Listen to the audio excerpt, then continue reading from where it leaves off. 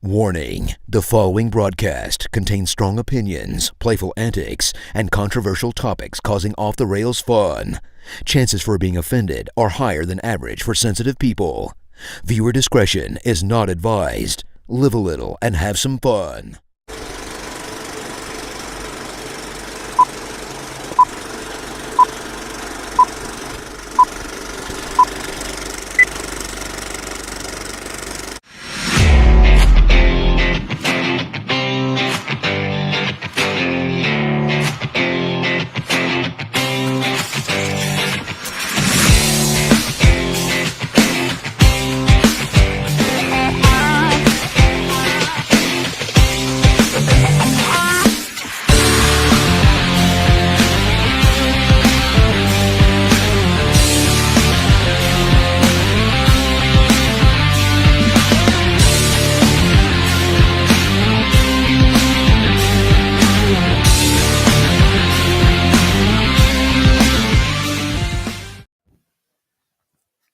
Hey, we're live. Hey, Took a minute there.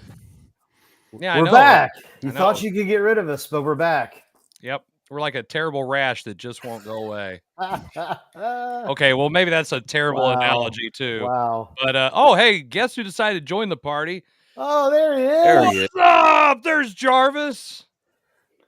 Say hi to the folks, Is Jarvis. it? Yeah, there we camera. go. I don't know. Camera one, camera There. two. There you Camera go. one. You got it. That's There. right. That's right. Leave it there. Leave it. Anyway, welcome everybody. If you're still on after being with us when we started it up, to another episode of the Coach's Box. It's like episode 171. We're going to start losing count at some point. We're just glad that you guys are here and a part of it.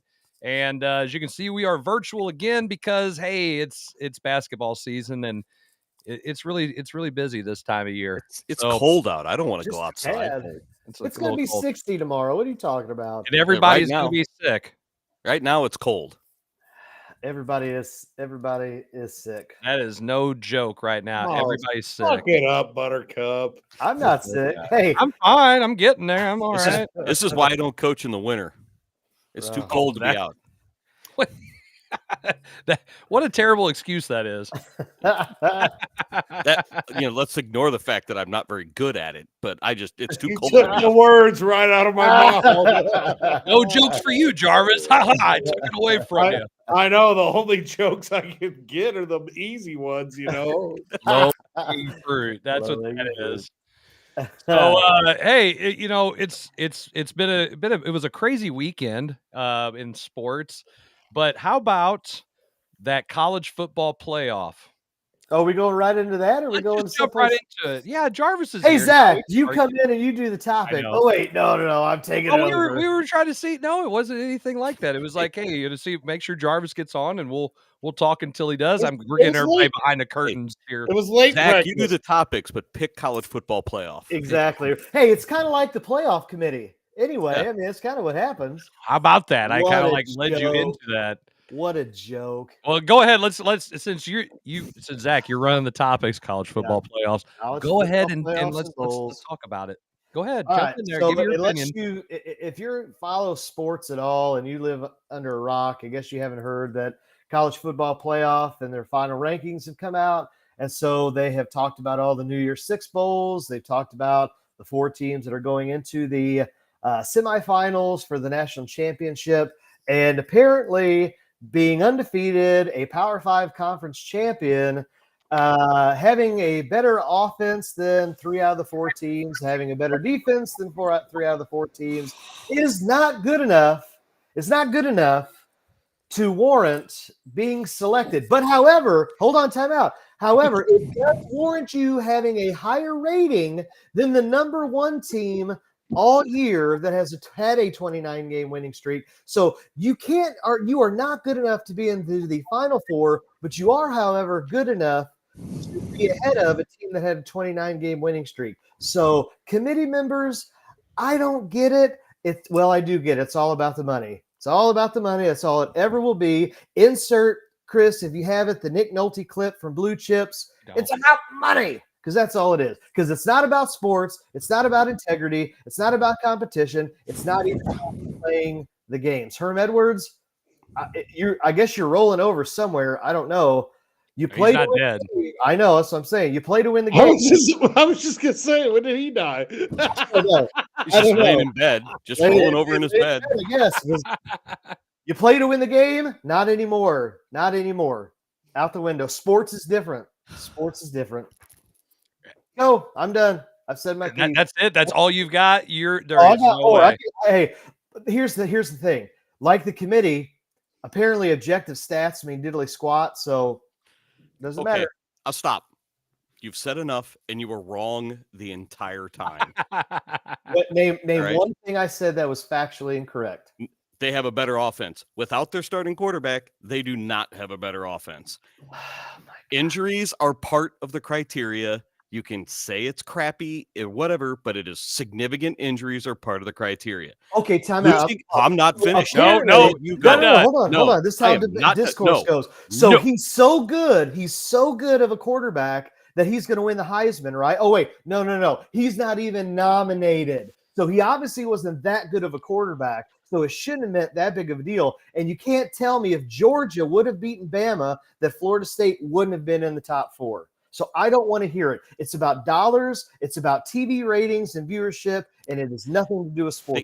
They didn't get it wrong this week. They got it wrong last week and the week before when Florida State was ranked in the top 4, and they shouldn't have been because they weren't one of the 4 best teams. I don't care what, because using your people that win, Liberty should be ranked higher than what they are.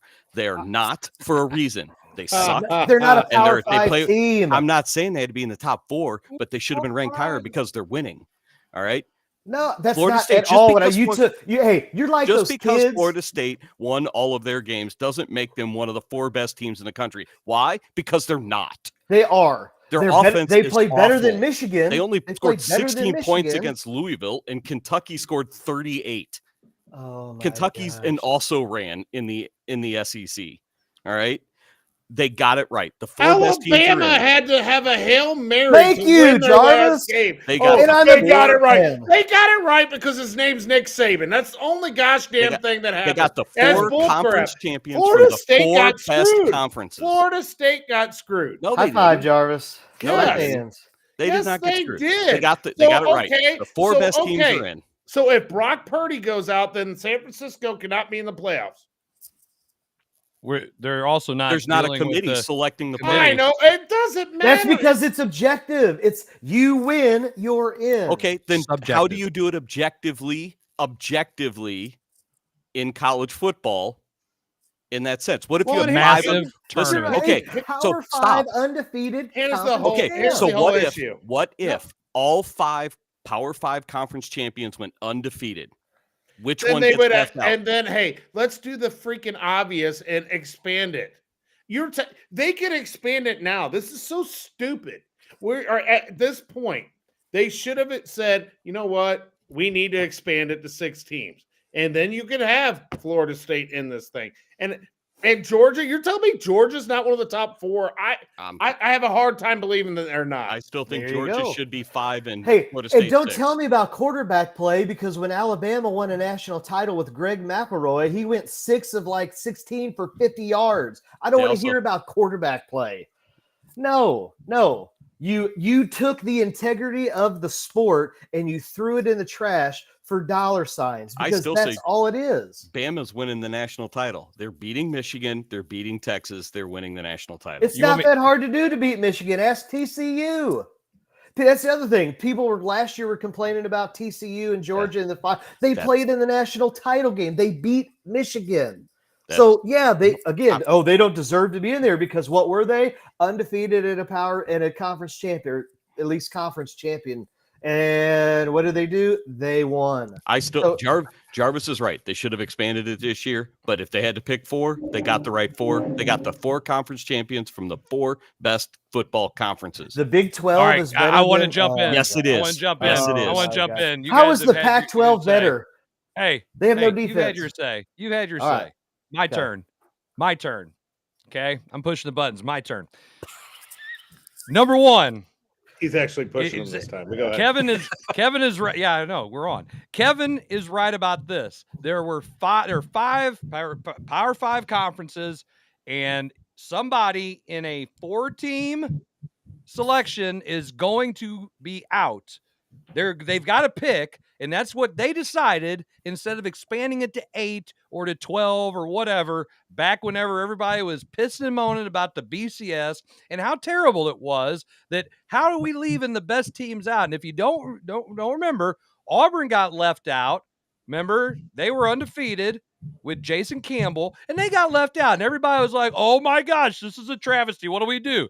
We come up with 4-team playoff, and we still leave somebody out because the math doesn't add up when you have a Power 5 situation and only 4 spots. Which now, by the way, hold on. Which conference was the one that was the holdout for the longest time to expand it to more teams? The ACC. Oh, so maybe that's just It's karma. It's karma. It's karma. Is it Listen, karma? yes, it Is is. Karma. Listen, no matter what happened in this situation, none of it's going to be right, because then if they put Florida State in there and they completely suck because they don't have their starting quarterback and the other guy isn't ready, then guess what happens? Everybody's going to say, well, they should have put this other team in. And it'll be the same damn problem on the other side of it. The fact of the matter is, did they get it wrong? Did they get it right? Who freaking cares? Jarvis is right. They should have expanded the playoffs. You can't have in a subjective college football playoff system like they have right now and think it's going to be, oh, it's okay. Well, and you can't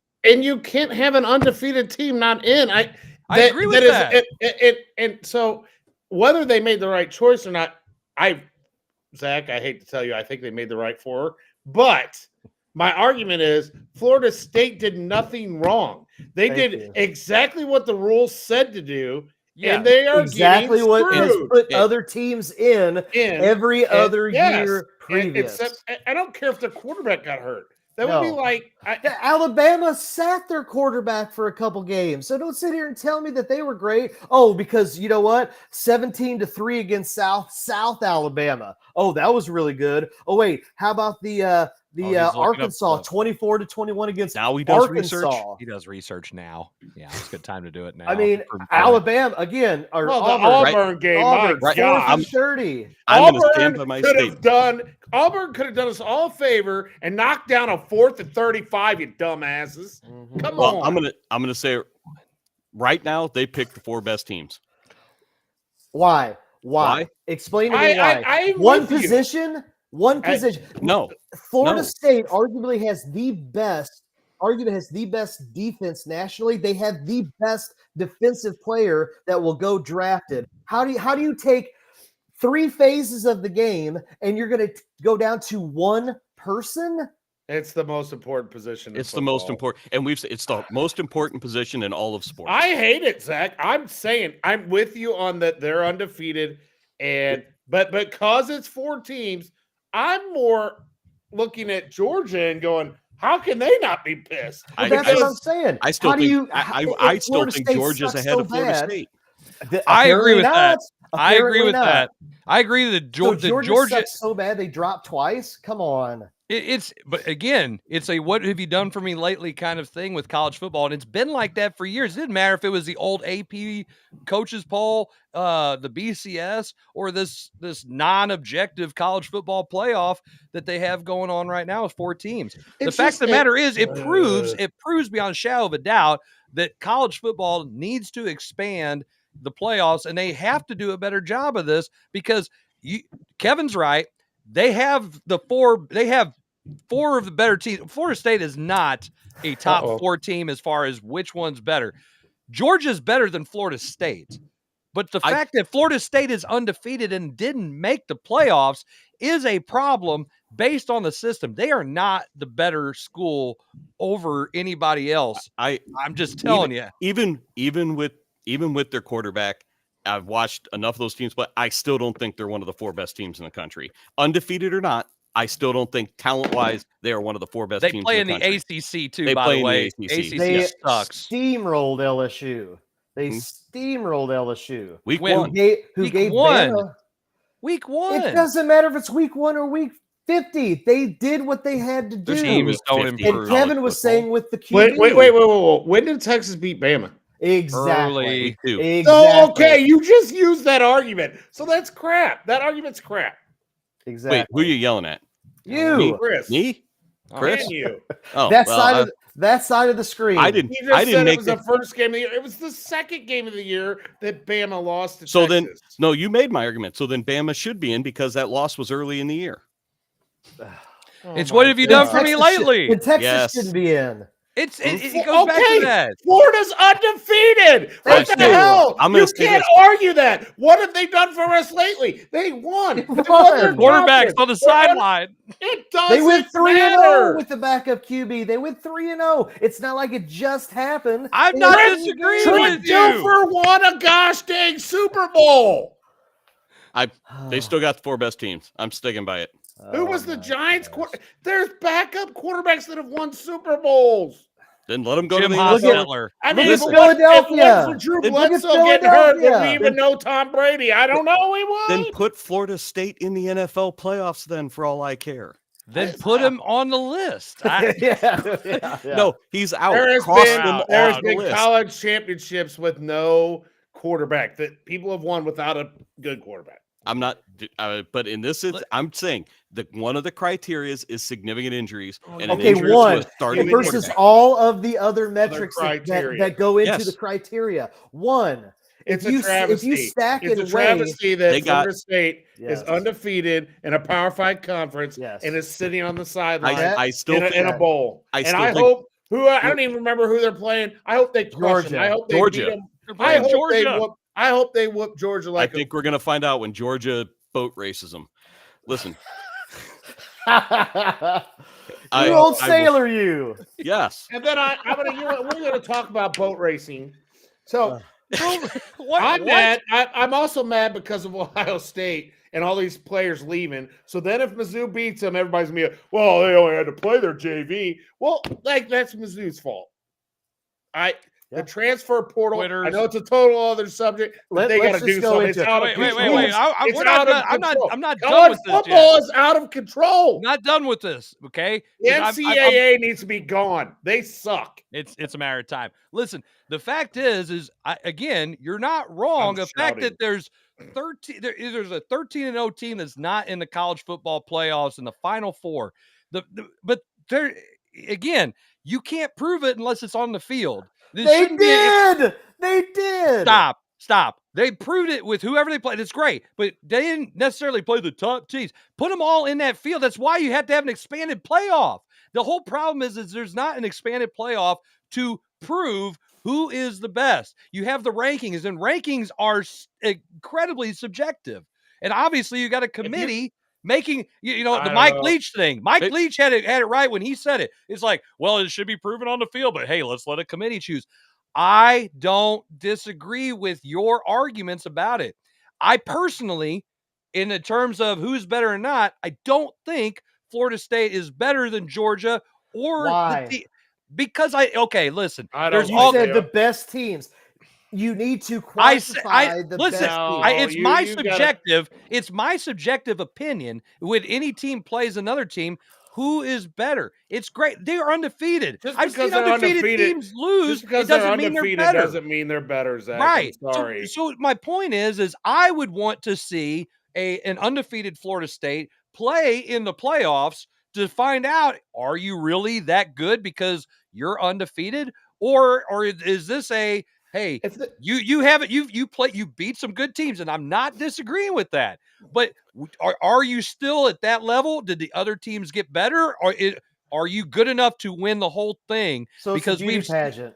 It's all it is. Not because I want it settled on the field. If it's a beauty pageant, I'd have everybody. Pageant week 15 currently it is. The problem is all of these rankings in previous weeks that led up to this, I feel are done subjectively to the point that you can't change them that much. I don't think Florida State should have been number 4 for the last couple of weeks. They should have been in the 6-7 range, which means nobody's throwing a hissing fit when they're not 4. If they would have done that, then that may have changed people's thoughts on this situation.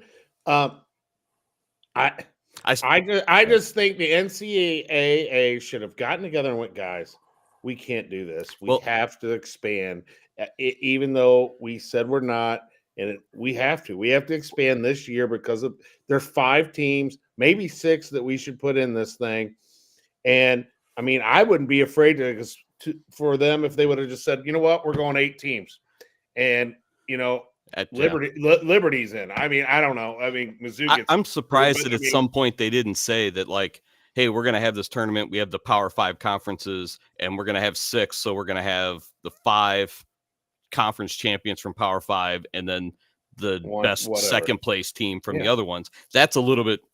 And Zach, is that more objective for you than subjective? Sure. But then you got to rank them 1 through 6, and then that's where the rankings come into play. Here's my gripe in all of this. Maybe we need that Misha point system. This is the gripe. This part right now. Not the other crap you just said, but this one. Here's my gripe: is that it diminishes sports. Does it? Yes, it does. It means we don't need to play. It means it doesn't matter if you win. So here's what I want. When you guys go to your district seating meetings, I want you to stand up. I want you to stand up and say, hey, that 2-20 team over there, they're the 1 seed. They're the 1 seed. When you do your Bruce Thomas seeding, hey, that 2 I will do that. There, that's the 1 seed. Why? Because I feel like it. We're the ones. I feel like it. They didn't win. They didn't win when they actually played. That's a farce. You're exactly right, Jarvis. Florida State had the opportunity to rectify this situation when all of these other schools were moving conferences years ago, or a couple years ago. They were one of the first ones in the ACC to stand up and basically say, listen, the ACC is crap. We're open. Come pitch us a deal. We'll go to a conference that's better. And now it's biting them in the ass because they didn't move conferences. Well, they probably wouldn't be undefeated if they went. I agree with that. Then that proves that they probably shouldn't have been in the top 4 then. Great. I'm not saying the Big 12's this mighty conference either. So I say name what? Texas, Oklahoma, and they're about to be in the SEC, right? I'm just saying it's awful. It'll be forgotten about maybe in another couple years. No, it won't, guys, because then what are they expanding the playoffs to? 12. Okay, so nobody's going to complain about 13 because 12 and 13 got 0 shot at winning. There'll be somebody who pisses and moans about it because they should have a shot just like somebody else. Auburn almost beat Alabama, and you're telling me a 12 or a 13 doesn't have a shot? They got to do that. They'd have to do that right now. There isn't a team in this playoffs that wants to play Mizzou right now. Not a team. Not one gosh damn team that would want to play them right now. Well, no way. In effect, the number 12 they would have a chance. They would have a chance to win. The number 12 team in the CFP playoffs could actually miss out because they're required to take that top-rated group of 5. So, Liberty at 23 would have to take that spot, and the 12th team would be out. Mm-hmm. So that's part of that. Now, okay, when you talk about, again, having a 12-team playoff, you're looking at number 12, you're looking at a 10-2 team, but then a 13 has 3 losses. Well, so again, I don't care. You have 3 losses. You don't deserve to be in. By Zach's thing, that 12th seeded team would be Liberty. And Liberty literally by the committee, that's what they said. Have 2 undefeated teams in that 5-12 game. Liberty's got a shot at winning it all using Zach's. If you just win, you should win. Why not? You got because it's Liberty. Is it? Oh, Boise State won it one year. Go ask App State and Rich Rod at Michigan how many years one time ago. I give them 1 game. They're not doing it 3 rounds. Go ask Virginia when they lost as the 1 seed. Listen. Everybody's going to want the opportunity to go play in it, even if it's just we get there and we win one and have that big upset. Then we're going to get crushed because we aren't good enough to win the whole thing. At least they got there, and I'm sure there's some kind of money attached to being in the college football playoffs. So who is going to say, "Hey, we really could be the 12, but we don't really want to be the 12"? I don't even know why are we talking about money? I mean, look, the NIL, the transfer portal, them making sure Alabama got in the playoffs. This isn't about money. Hey, we've got like 5 more minutes before we can switch to that topic, so we gotta go. It's about money. It's about money. Is it? Yes. So Chris started this conversation. If we're not going to stop at 12 teams, what's the magic number? I think 8. I think 8. A lot. God. 12. Again, it's got to be 12. But I'm just saying, you're saying, but people at that 13th are going to start complaining. No, I'm saying everybody's going to. It doesn't Well, it matter. doesn't matter. You're There's people who are complain. pissing and moaning about the NCAA men's basketball tournament, and there's like 70 teams that go to it because it's the first again, four, and here's, then you have a the couple gripe. other ones. But here's the gripe with play-in that. games. Okay, how many Ben majors have won a national title? Okay, so they've expanded the playoffs. Well, exactly. They don't deserve to be in the tournament, according to Kevin's logic. Jay, you put the best teams in. Sorry, Wichita State, you're not one of the best. When there's teams. only four, you pick the best four. So you pick. No, I'm talking about basketball. I'm talking. Okay, that's a completely different story here.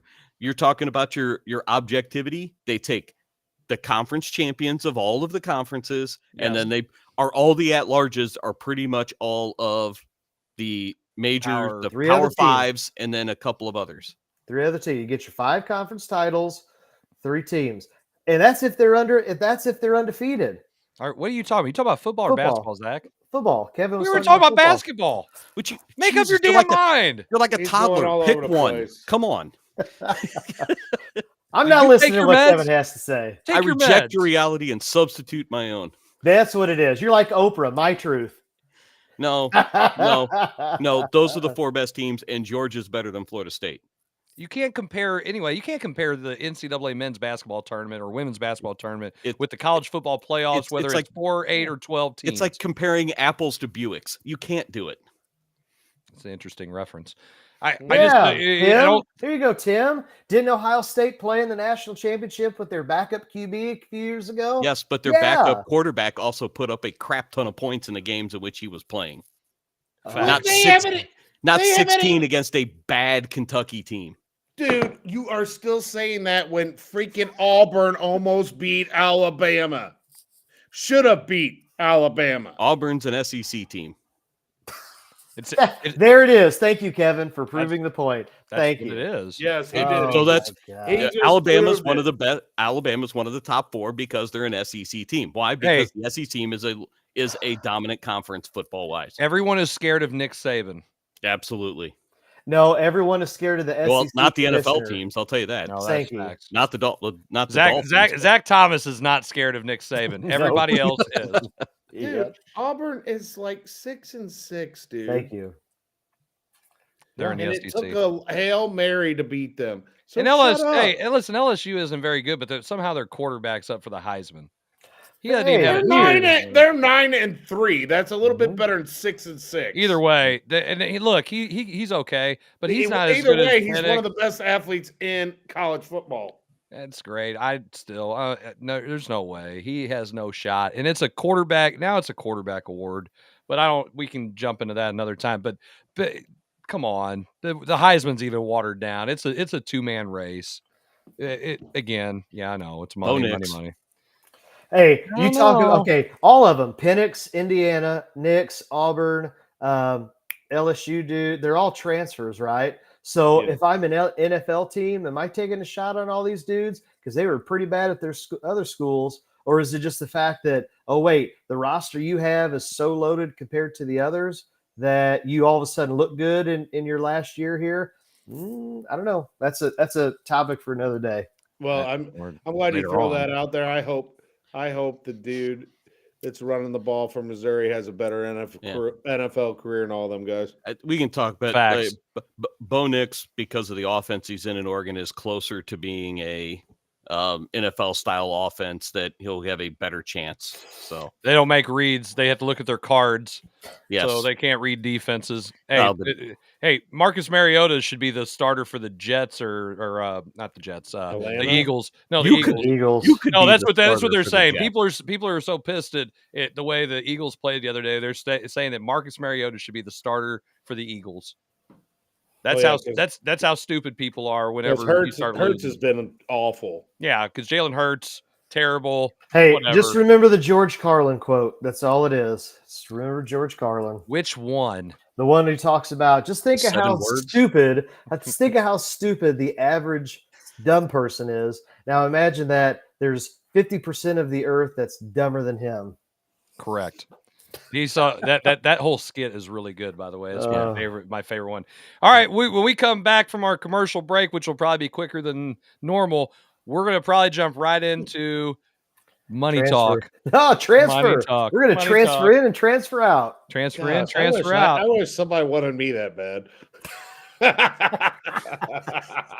Sorry about you. Hell, my wife don't even. So what do you do? And on that note, when we come back, more Coach's Box. Maybe. We'll see you.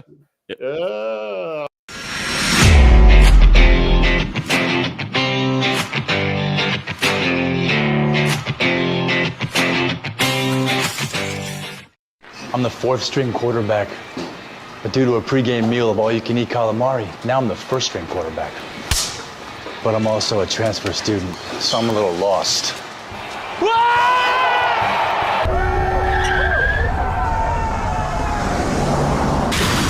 And if you've got cut rate insurance, your jacked up rates might make you sick. So get accident forgiveness from Allstate and be better protected from mayhem. Like me. Mayhem is everywhere. Are you in good hands?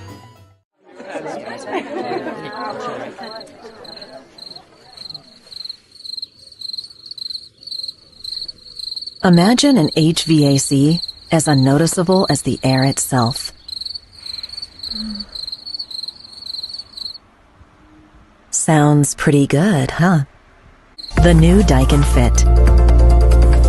Air intelligence. Give Home by SMCI a call today at 636-337-4444 or email them at service@homebysmci.com.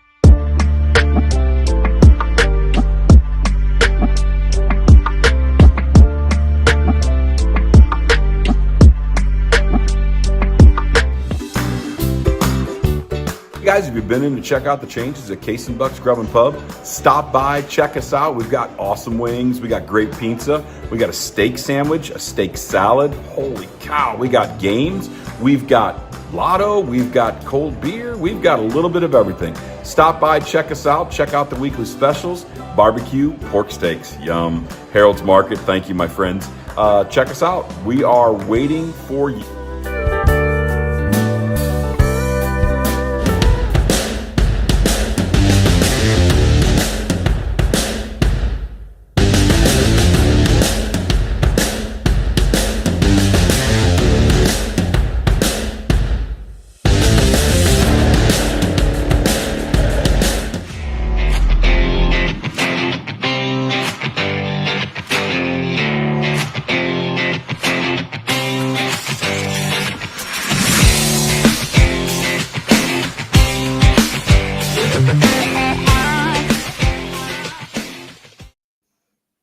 All right, everybody, welcome back to the second segment of the Coach's Box. If you like our show, well, there's probably something wrong with you, but you can also go back and watch all of our old episodes on YouTube, Facebook, and check us out there. It all costs a grand total of how much?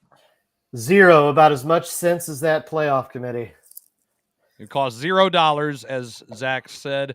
What doesn't cost $0 as we jump into our second segment is NIL. Because God forbid someone stay at an academic institution and not figure out a way to make money off their name, image, and likeness.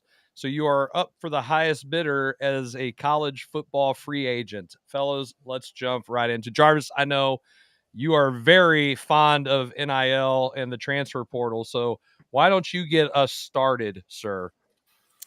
I'm fond of it when it works in Mizzou's favor, but a Go ahead, quarterback, spotlight yours. them coming out saying a quarterback's going to cost the school $2 million.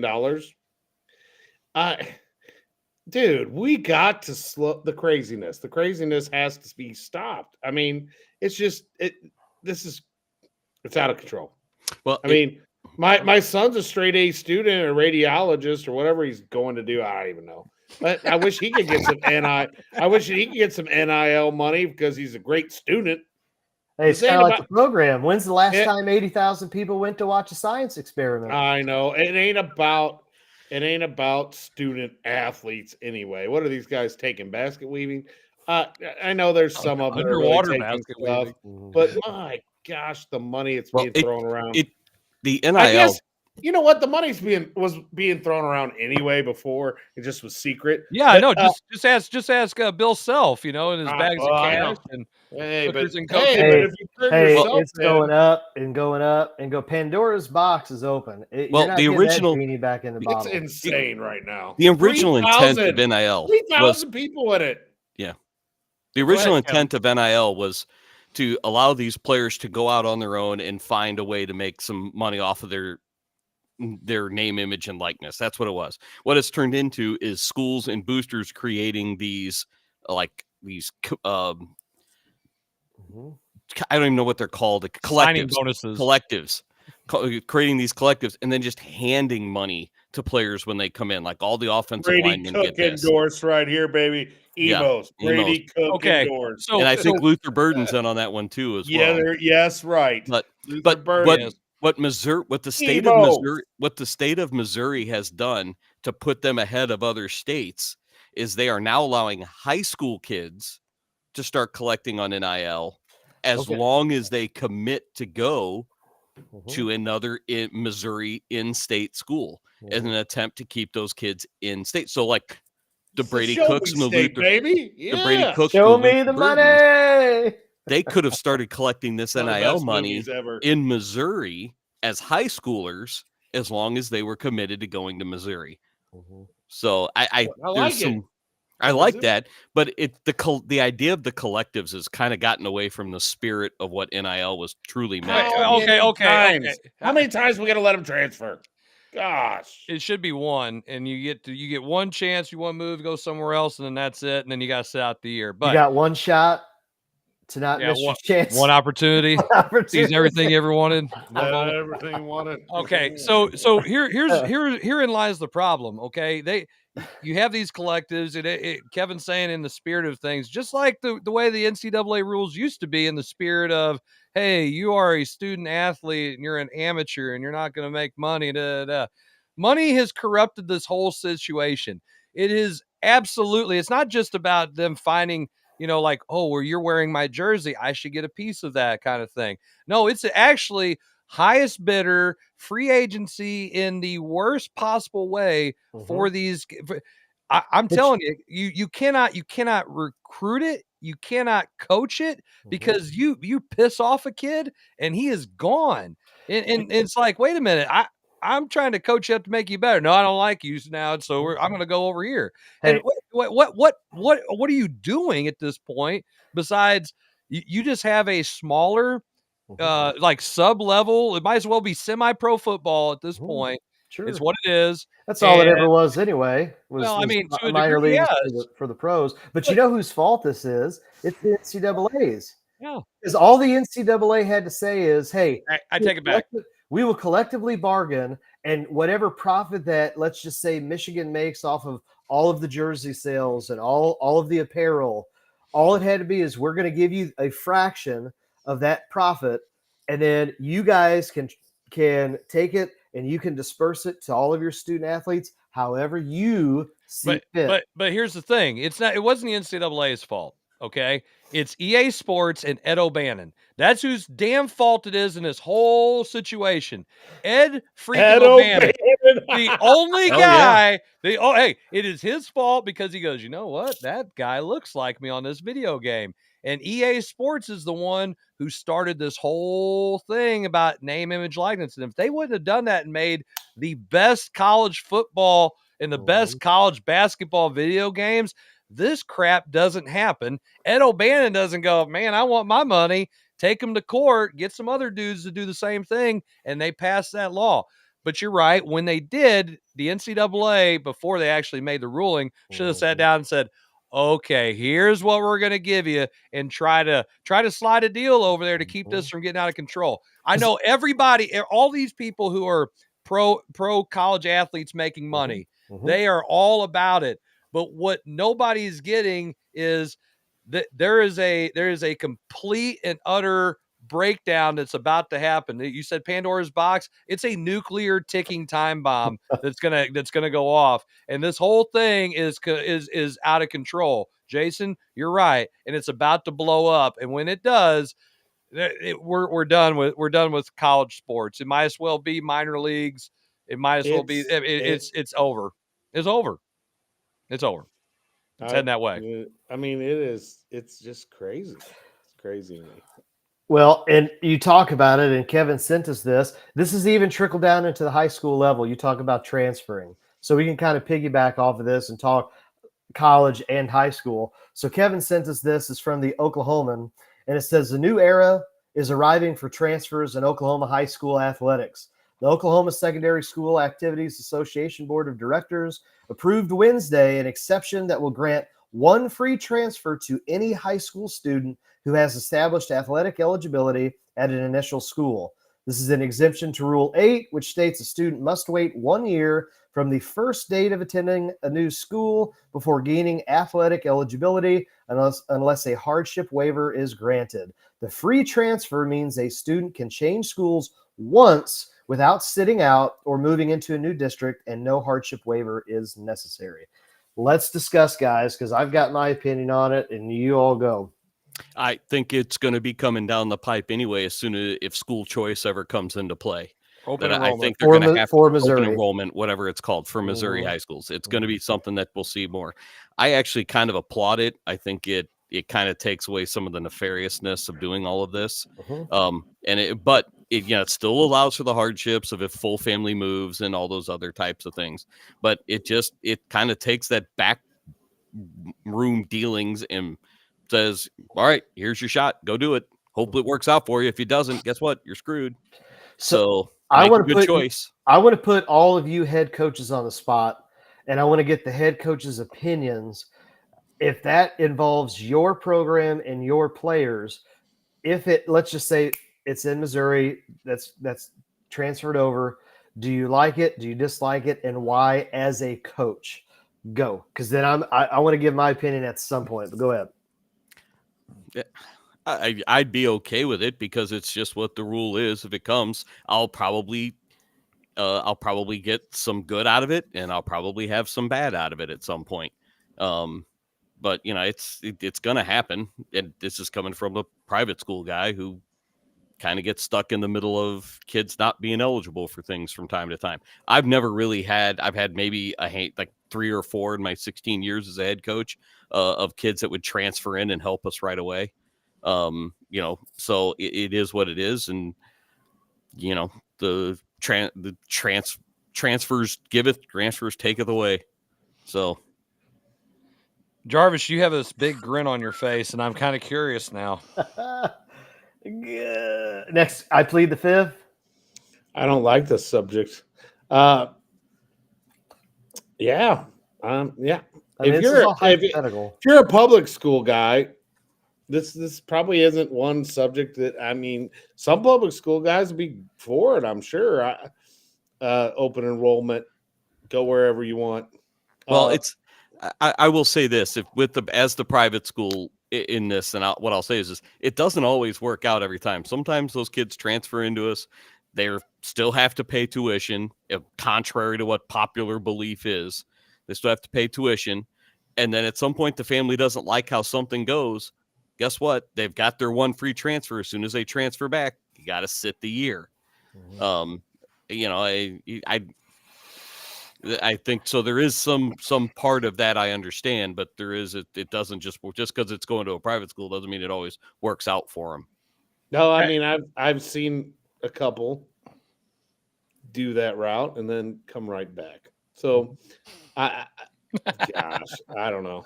One of them, it was great that he came back, but who are you talking about, Jason? There's a couple of them, but I don't even want to talk about the subject. Oh my gosh, it's not even anything bad. Chris, you plead the fifth. That's fine. You guys, Chris, what's your opinion? Because again, I want to say, Miss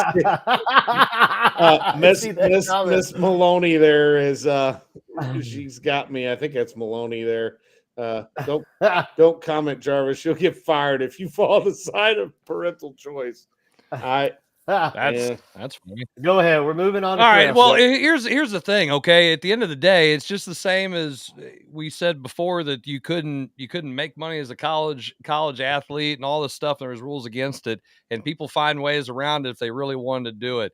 The same with transferring right now, whether it's private, going to private schools or going to public schools. If they want to go, they're going to find a way to do it. If a kid wanted to go to a different public school without moving, they get a damn mailbox. You understand? That's all you got to do. I got a mailbox. Here's the address. Deliver some mail there. Set it up. Done deal. I moved. Whatever. Nobody goes and checks anybody's houses and puts where they spoken by a true Alan Davis disciple. But it's not an Alan Davis thing. It's a fact of the matter. You took the words out of my mouth, Jarvis. Okay, but it's I just call a spade a spade. Go ahead. Yeah, okay, well then I'm just calling it like it is because here's the thing: you think it happened at DeSoto, it happens over here. It happens everywhere, and that's exactly how they get around that whole thing. That's it. If the school signs off on them and they have an address, it doesn't matter. Here's your mailbox. Go ahead, move here, and you're done. And then at the same time, if a private school wanted to get kids to come there, there's all kinds of loopholes around it. If you want to be, again, using Zach's words, nefarious about it. Open enrollment doesn't do anything but say, go ahead and do it, I guess. Go for it. Move to where you want to go. If you school choice, open enrollment, however you want to draw it up, and they'd go and do it. Done deal, be done. But people are still going to find ways around the one transfer until you guys sit. There's always going to be some situation, sure. But at the same time, I mean, listen, if they want to go, they're going to go. And that's all there is to it. So why is it even such a big deal? I'll be honest with you. I don't care if a kid comes in and he goes, hey, I don't like it here. Okay, see ya.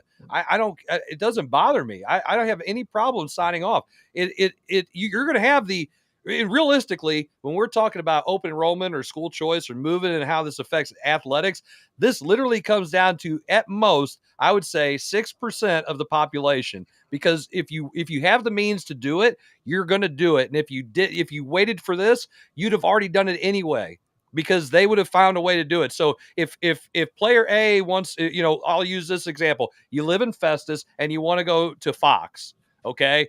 You obviously have school districts in between, right? All I got to do is find my mailbox and be done with it. If school choice passes, well, great. I just still have to do the same thing. I get in my car or someone's car and I ride all the way up to go to Fox. That doesn't change except for how it went about to happen. It's still going to happen no matter what.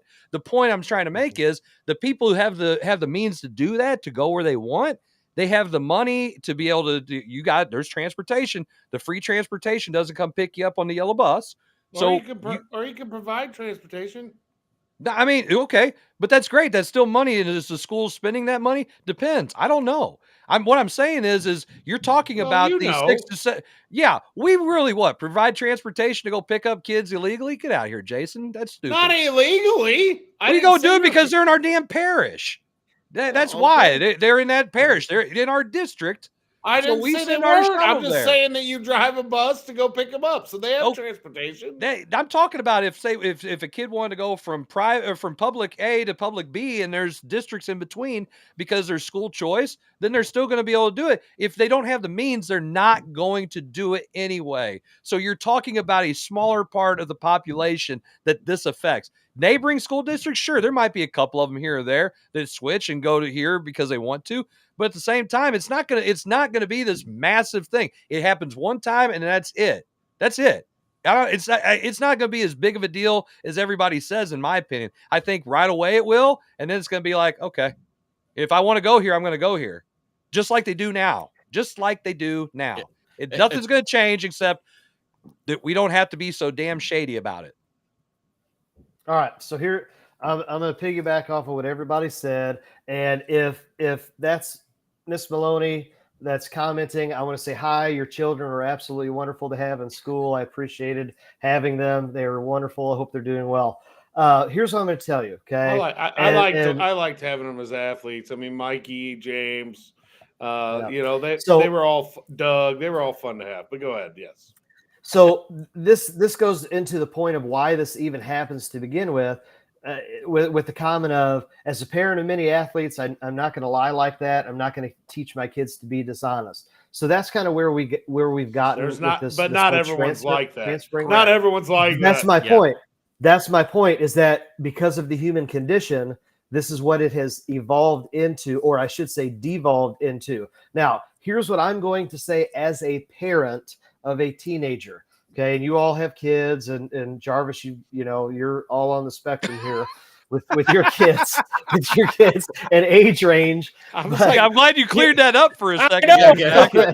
So my kids are on the spectrum. What are you saying, bro? No. You trying to say? Wait. You trying to say right? Jesus Christ can't hit a curveball? Here's what I'm going to say. As a parent, it is your prerogative to do what you want to do, what you feel is best for your child. Well, okay. Now here's what I'm going to say. This. Now listen, hold on, time out. Let me say I'm this. gonna let you say it. Let you say it. If, because we're tying athletics to this, you tell me very few people are going to go from high school to college athletics. Even fewer are going to go from college to the pros. However, here is what I'm saying.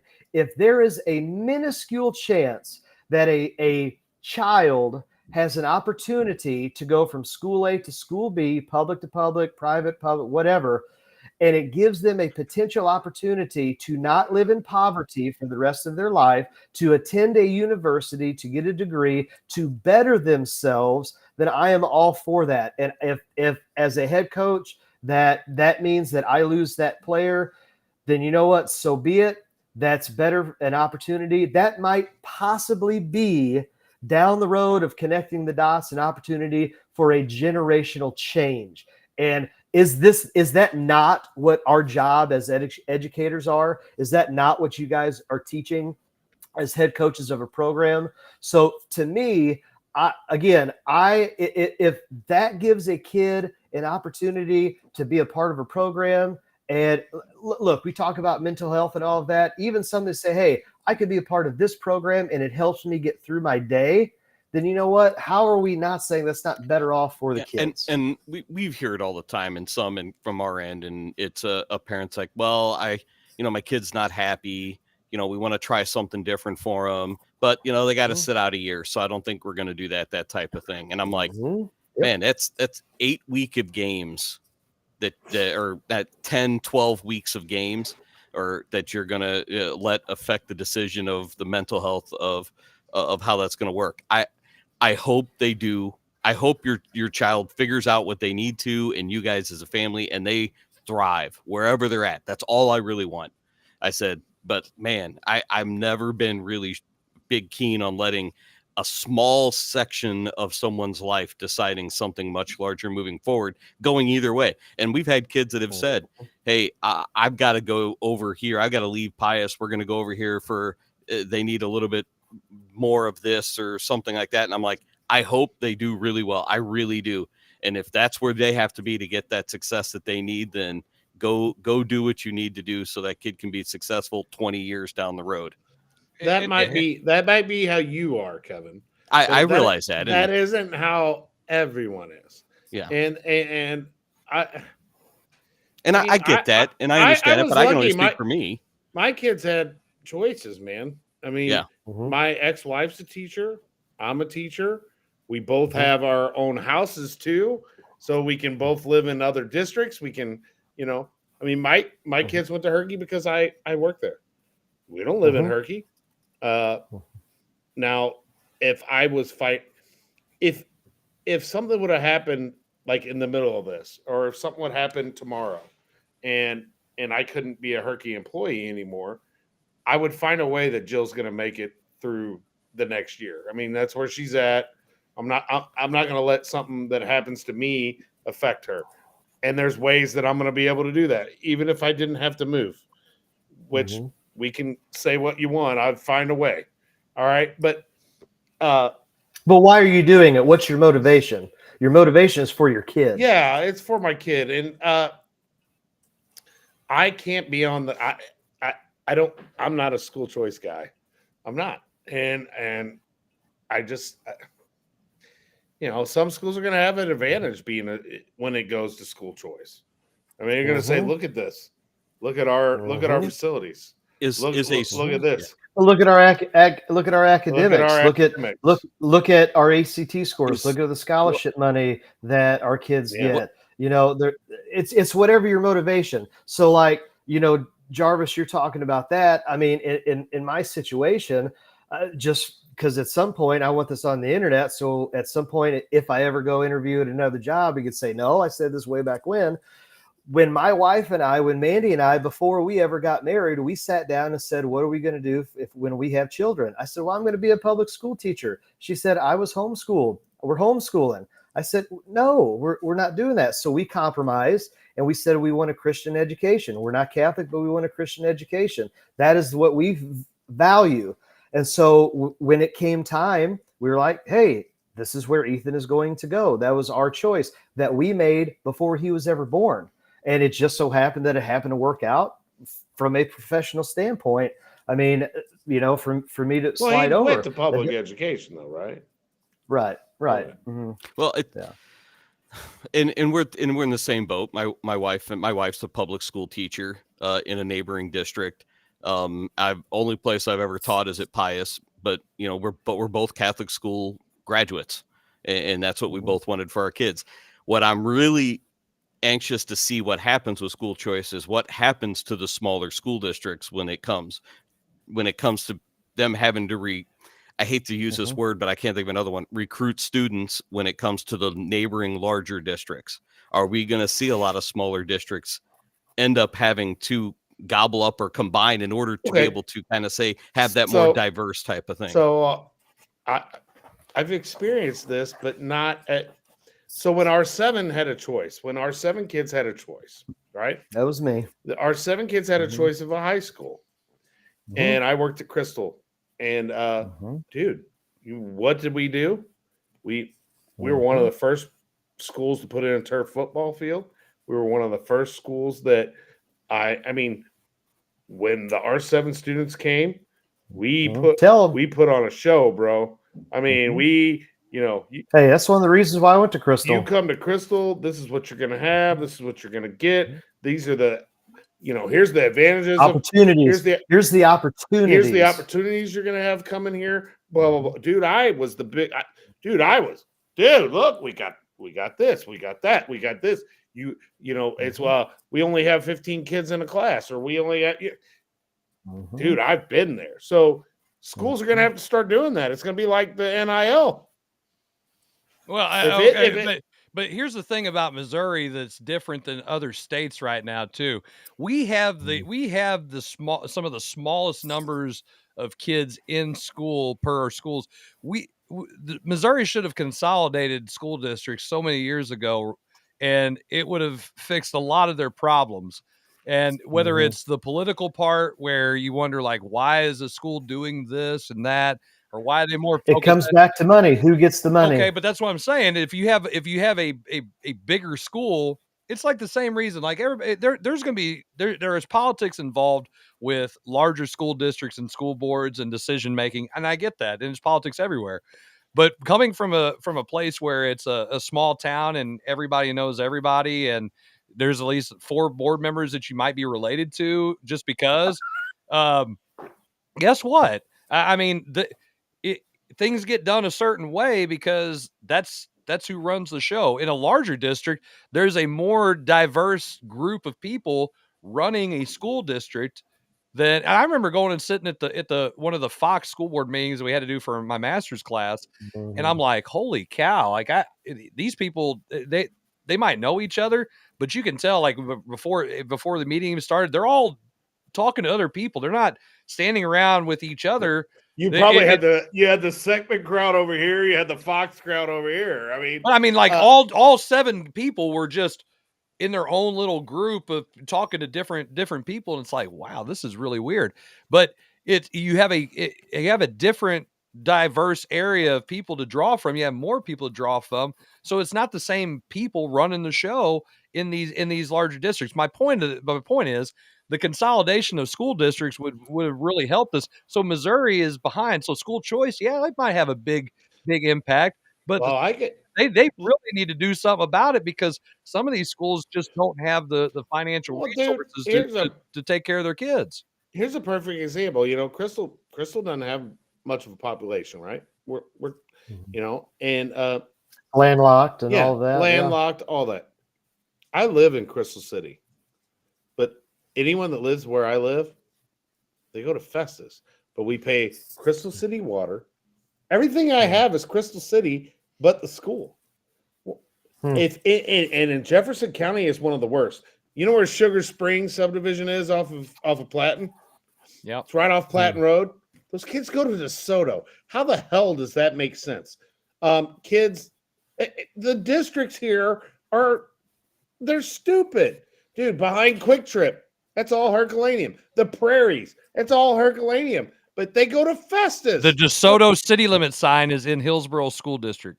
What in the world is, dude? They could redistrict like back when Festus was having all this problem with overcrowded, right? Oh, we're gonna build this Taj Mahal off A Highway. Hey, guess what? Redistrict. All we had to do is redistrict, and all the schools would have been good. Give Herky the people in Herky, but districts like Festus and others, not ripping on any district, they want to keep what they have. Sure, everything's money, man. Hey, everything comes back to money. At the end of the day, whether it's sports, whether it's politics, whether it's what you name it, anything in between, everything comes back to money. And it's a shame. And again, it's infiltrated. Well, it is because the sanctity of sports. I think Jefferson County should redistrict. I think that it should the opportunity, if you want to make all these schools like maybe not equal, but I mean DeSoto Sugar Springs subdivision should not be going to DeSoto. I don't care what anyone says. And the people that live in my subdivision should not be going to Festus. Crystal's right the heck down here. It's not even a mile away from where I live. And we're going to go. I say Herky's probably closer to Herky's 3 Festus. miles from my house. And and these kids are going to Festus, which it isn't real far across the way either. But the district zones kill me around here. They kill me. I mean, but it's the same everywhere. But that's the same everywhere, though, Jason. I know it's so stupid. I mean, I know you guys are have taught geography and understand maps. The district part, the district maps are insane. The lines are insane. The fact that Hillsborough School, I mean, I won't pick on Hillsborough School District, but their district is insane. What is it like? 7 or 8 zip codes? Oh, it's nuts. I mean, kids go everywhere. Northwest isn't any better. Some of these places, but they could maybe a lot easier going to other places that would be closer. But I'm a big proponent, and I hate saying it coming from a small school. I really believe in you have your city, you have your big city school in the county, and obviously Jefferson County, and there's other counties that are different when they have as far as bigger schools. But the county school, I mean, the Tennessee model is a great model for how you have a county school and your big city school that's in the county or multiple, and everybody else goes to the county school. So either the county is divided in half and they have 2 of them, or that way you don't have so many little bitty school districts. And again, it comes down to who has and who has not. I mean, you think about some of the smaller schools that don't have the resources, they don't have the money. I'll use Grandview, for example. We had 2 businesses in the district back when I was there, and we relied on ADA money. So when kids didn't come to school, we didn't get money for it. So we always were up against that part of it because of where we were located. If you were in a consolidation standpoint, you wouldn't have that problem. That would affect athletics as well, because now you have resources for kids, you have facilities for kids, you have a higher quality of athletic competition, because if you bring kids from all these areas, you have more competition for kids. And I know Zach loves this. The quantity part does help the quality part in essence too.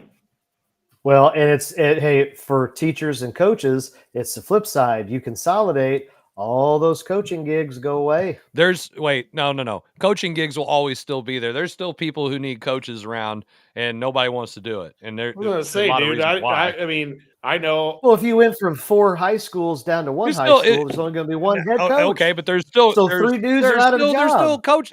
Some people don't even have head coaches. They're trying to find somebody still. Come on, man. I mean, we'll sit on my bench, and then we'll say you're the head coach, and that way so and so can coach. Me and Coach Buddy were the only ones left in my whole program this past year. Yeah, and you ran them off. And then you had, like, I talked to a couple other coaches, like St. John they were searching hard for basketball coaches. And, there's a lot of districts it's hard to get coaches, man. That's why you have a bunch of off-staff people at a lot of districts, because you can't get them. Well, that goes into the education part of teacher protection and tenure and all of that. Yeah, so I agree. I mean that's a sidebar. Sidebar conversation. That's the after hours show. That's the after hours. All right. show. Well, Hey. Yeah. Okay. Hey, when we come back, we'll have our third and final segment of the Coach's Box. If you're still here, you're watching it.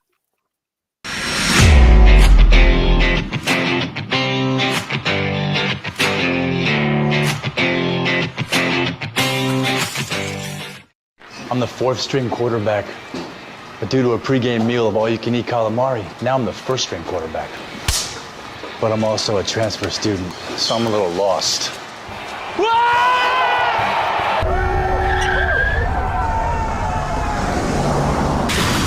And if you've got cut rate insurance, your jacked up rates might make you sick. So get accident forgiveness from Allstate and be better protected from mayhem.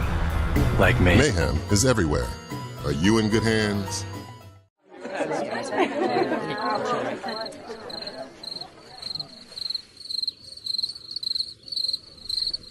Imagine an HVAC as unnoticeable as the air itself.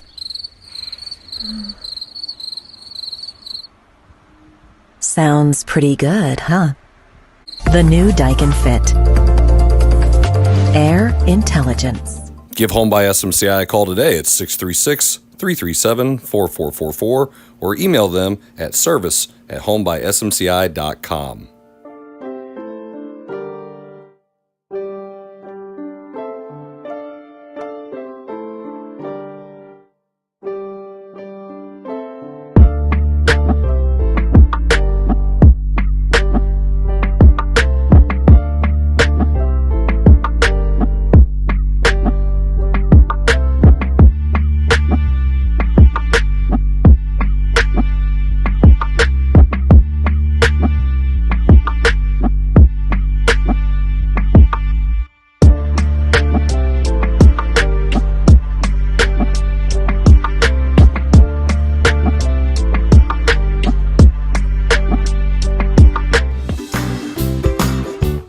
Guys, if you've been in to check out the changes at Casey Buck's Grub and Pub, stop by, check us out. We've got awesome wings. We got great pizza. We got a steak sandwich, a steak salad. Holy cow. We got games. We've got lotto. We've got cold beer. We've got a little bit of everything. Stop by, check us out. Check out the weekly specials. Barbecue, pork steaks, yum. Harold's Market, thank you, my friends. Check us out. We are waiting for you.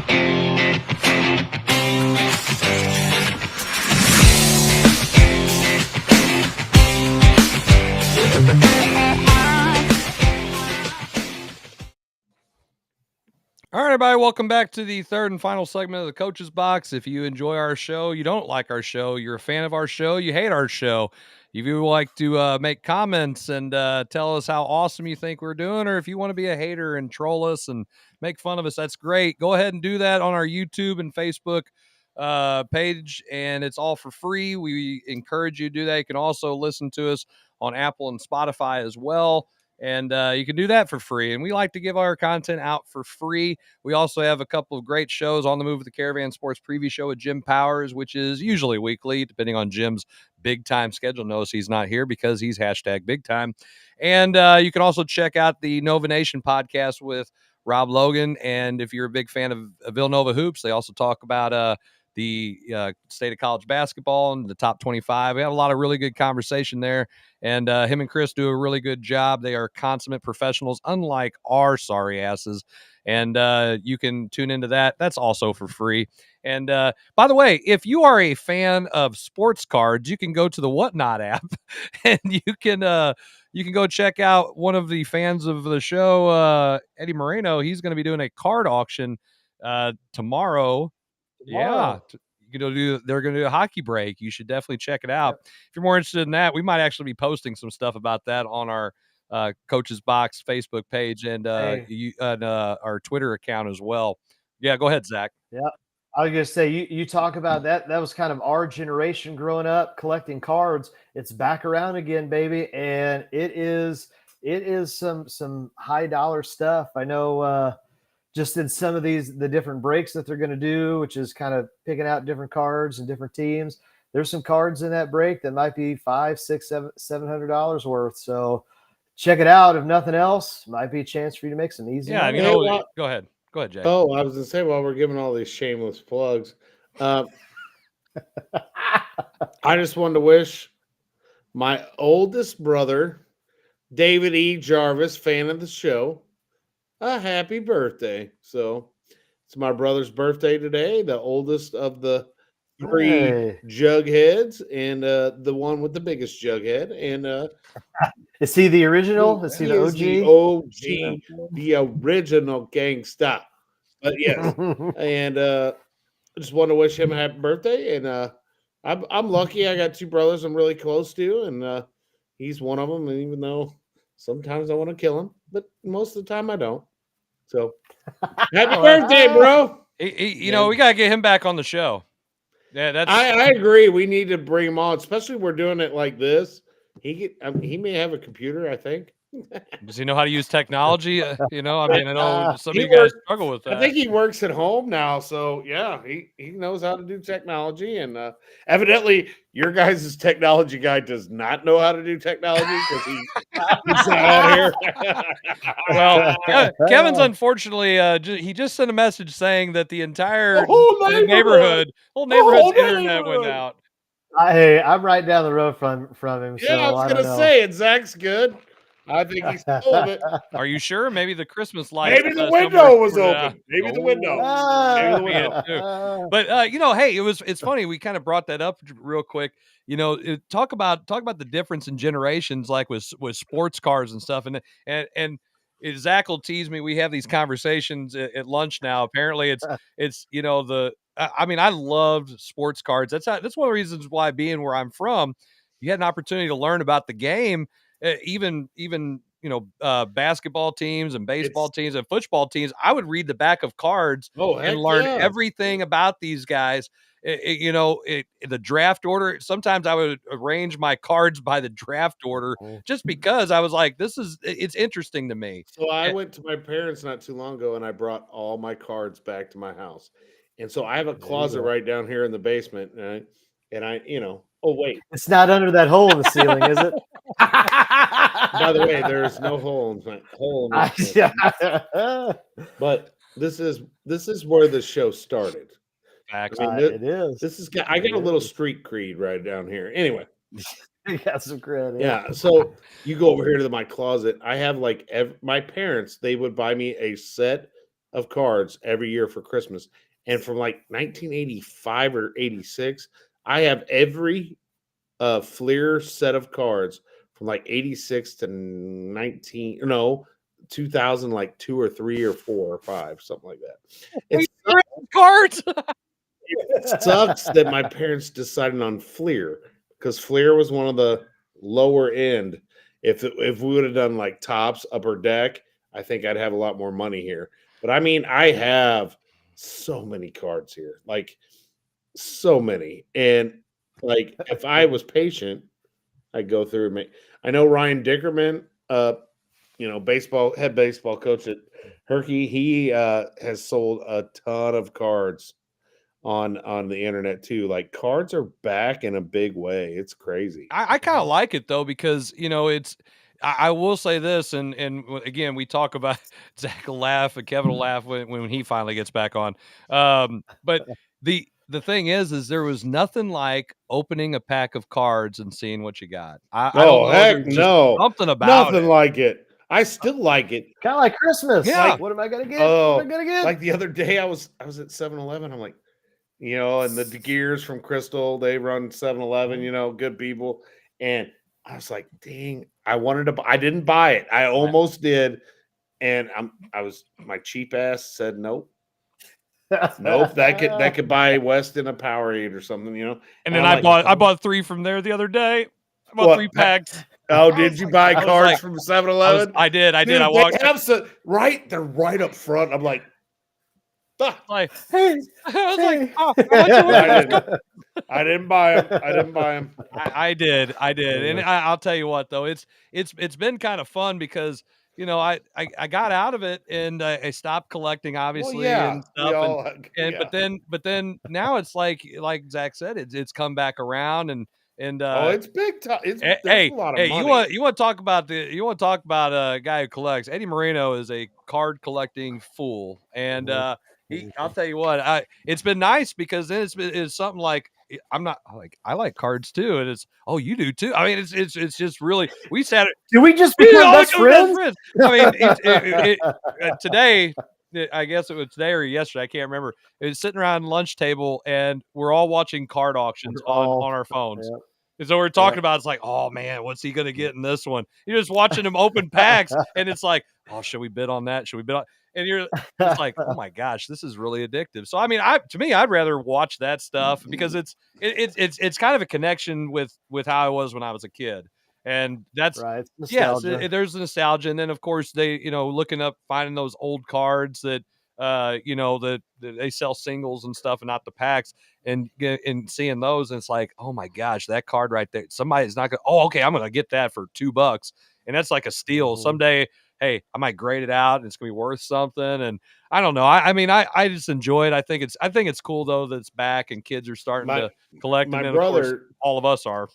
My brother, I mean, that's what he's done for 30 something years, is he deals with cards in his job. And he just said gaming cards are really high also. Like, dude, like Pokemon and like, dude, the money involved is insane. I don't know how people do it. Like, Chris was talking about those auction sites. We were watching, and I'll go through and look at their inventory, and hey, they might have $30,000 of inventory that they're getting ready to break or sell. And it's like, dude, how are you surviving and how are you paying your bills and living when you're sitting on 30 grand? Mom, meatloaf. It's really funny. I mean, talk about the money involved in it. It's like talk about the breaks, where some of these high end cards, like not the score cards or the NBA hoops or the Fleer upper deck. We're talking like, Bowman's Finest, where you get like 5 cards in a pack, and the packs are about $20 a piece. And what's funny is the breaks are, they auction off for the teams so you can either get all the inserts or the special cards that go with that team, and then maybe the base cards depending on how the auction's set up, and you bid on that. So like right now, I'll use baseball for example. The teams everybody wants are the Orioles because of the rookie cards, the Diamondbacks because of their rookie cards. And when I saw the Baltimore Orioles on one of those high end cards, the team break itself, someone paid $900 for just the opportunity to pull one of those Baltimore Oriole rookie special cards. Now, again, you hit that autograph and it's $1,200 just like that you could turn around and sell it. You made all your money back and then some. But I'm like, Oh my gosh, is that really just happening? And then Zach's right. How do you survive? I'm sitting there going, oh my gosh, I spent way too much money. I can't do this. I got to stop. I can't buy any more cards for the month. So, I'm wondering like that. It's just crazy how much money. And I get it if you have a Michael Jordan rookie card or some real special card, but they're chasing these special cards like the upper deck, the upper deck hockey cards. The Connor Bedard's short print that you could pull is worth it. Moreno just sold one for $600. He pulled it out of a pack the other day. My brother just posted. He said it is legal gambling. Yes, it is. It's like flipping houses, really. I mean, basically what you're doing, you can invest and flip, and again on the short term, or if you're a guy and you're going to say, hey, I've got this card, I want to keep it, and I want to grade it out, and maybe PSA or gym or whatever it is, and then you're going to keep it. Heck, that might be your retirement. That might be your 401k. I want to give another shout out. There he goes. Here, yep. I'm just going to do what I want to do. Right. When does that stop you before? I see it. Oh, you have to start over, Jarvis. I do? Why? Yeah, you internet. So it worked your way over to you. Go ahead. Oh, well, yeah. My cousin Christian Jarvis is watching our show from the state of California, baby. He's an LA Dodger fan. Don't hold that against him. He's an LA Dodger fan, but we always, when the Dodgers and Cardinals play, man, especially when who's the pitcher we always own? Kershaw. Oh, it's great when we own Kershaw and I get to give Christian crap. He'll get a text like it could be late at night. It could be whenever. Hey, dude, how'd Kershaw do, man? What's up? Hey, how about this? How about this? I mean, they're probably gonna sign Ohtani unless Dave Roberts screws that up. He said that's messed up, but yeah. But the Dodgers just keep getting richer. Cousin. I know. I give him Ohtani is either going to go to the Dodgers or the Cubs at this point. It's only people that can pay him $500 million. Well, if he has one of those to pick, I sure as hell hope it's the Dodgers, not the Cubs. I do not want to see him every single time. Well, I mean, it'd be kind of cool though. I wouldn't want to see it from a competitive standpoint. No, not a bit. I'm just telling you right now, he's going to wind up, whoever he goes to, he's going to fleece, because after about 2 years, he's going to say, nope, I'm done pitching. I'm only going to be a hitter. And they get all that money. No, that dude wants to play. I mean, he's that kind of guy. Do Tommy John surgeries? No, at some point. It'll be fine. By then it'll be like a robo arm or something. And then it, couldn't play because he's, competitive advantage. Hey, but you know what? We're out there, going, hey, we want to trade O'Neal. Anybody? Boy, you notice nobody wants him. Nobody wants him. Nope. My God, Mosaic. How about 4 years ago when somebody took it? Oh, Cardinals are so stupid. Oh, you Christian Jarvis, really, you need pitching? Have you looked at the freaking geriatric club we signed? How much closer to the camera is he going to get? Well, because he said we need pitching. I can read it. We signed the geriatric club. See, is that what he pitched right there? Jason had to get really close to the screen to read it so he could figure out. Well, it's kind of like the pitchers. It's kind of like the starting pitchers when they have to get their signs. They got. My God! Hey, no, you don't have to do that anymore. PitchCom. Thank God they got PitchCom. Well, they're going to have it in both ears. They'd be like, Bluetooth into the hearing aids, man. How many? Hey, how many fingers is that Kisner holding up? Because we don't. He's gone. He's gone. Well, Herrera, because we can have. I'm telling you though, right now, man, it's gonna be interesting to see who does land Ohtani. He's definitely. Hey, did you see though that the Boston Red Sox and the Yankees made a trade? Yeah, I saw it. They trade one of their better players to the Yankees. Yeah, I was very surprised at that. What the hell? That was my childhood watching the Yankees and the Red Sox playing. Watch Pedro and old man Don Zimmer. getting into a fight, and he throws the old man down. And here you're going to trade somebody. They're not rivals anymore. I told you it doesn't matter bad. anymore in sports. It's I cannot fairy believe dust. that. I can't believe that. It just blows my mind. It'd be like You the see, Cardinals and the Cubs trading somebody. Sure. No, we still don't do that. No. We have before in the past. Lou Brock. Lou Brock, and that's was why a good it'll one never for happen us. again. No, there was we absolutely fleeced them for Brock. Didn't we trade Gary Gaetti to the Cubs? We got Gary Gaetti from the Cubs. I think it was the other way around. I think we signed Gaetti. I don't think we traded for Gaetti. We traded somebody. He played for the Cubs before we got him. Yeah. Well, he played for everybody before we got him. Well, that's true. But the Yankees did acquire Alex Verdugo from I the was Red very Sox, surprised. and a good left-handed, a young. It's not like he's got a 5-year plan like the Cardinals starting rotation does. I mean, he might actually, play another 5 years, whereas these guys might be dead another 5 years. So they always talk about elbow, shoulder. I'm just waiting for one of them to say, hey, why can't so-and-so pitch today? It's his hip. It's his hip. He sneezed wrong. Hey, he got up. They're gonna have to move all those weeknight games to like 4:30 in the afternoon. So the 3 o'clock buffet and then a 4:30 game.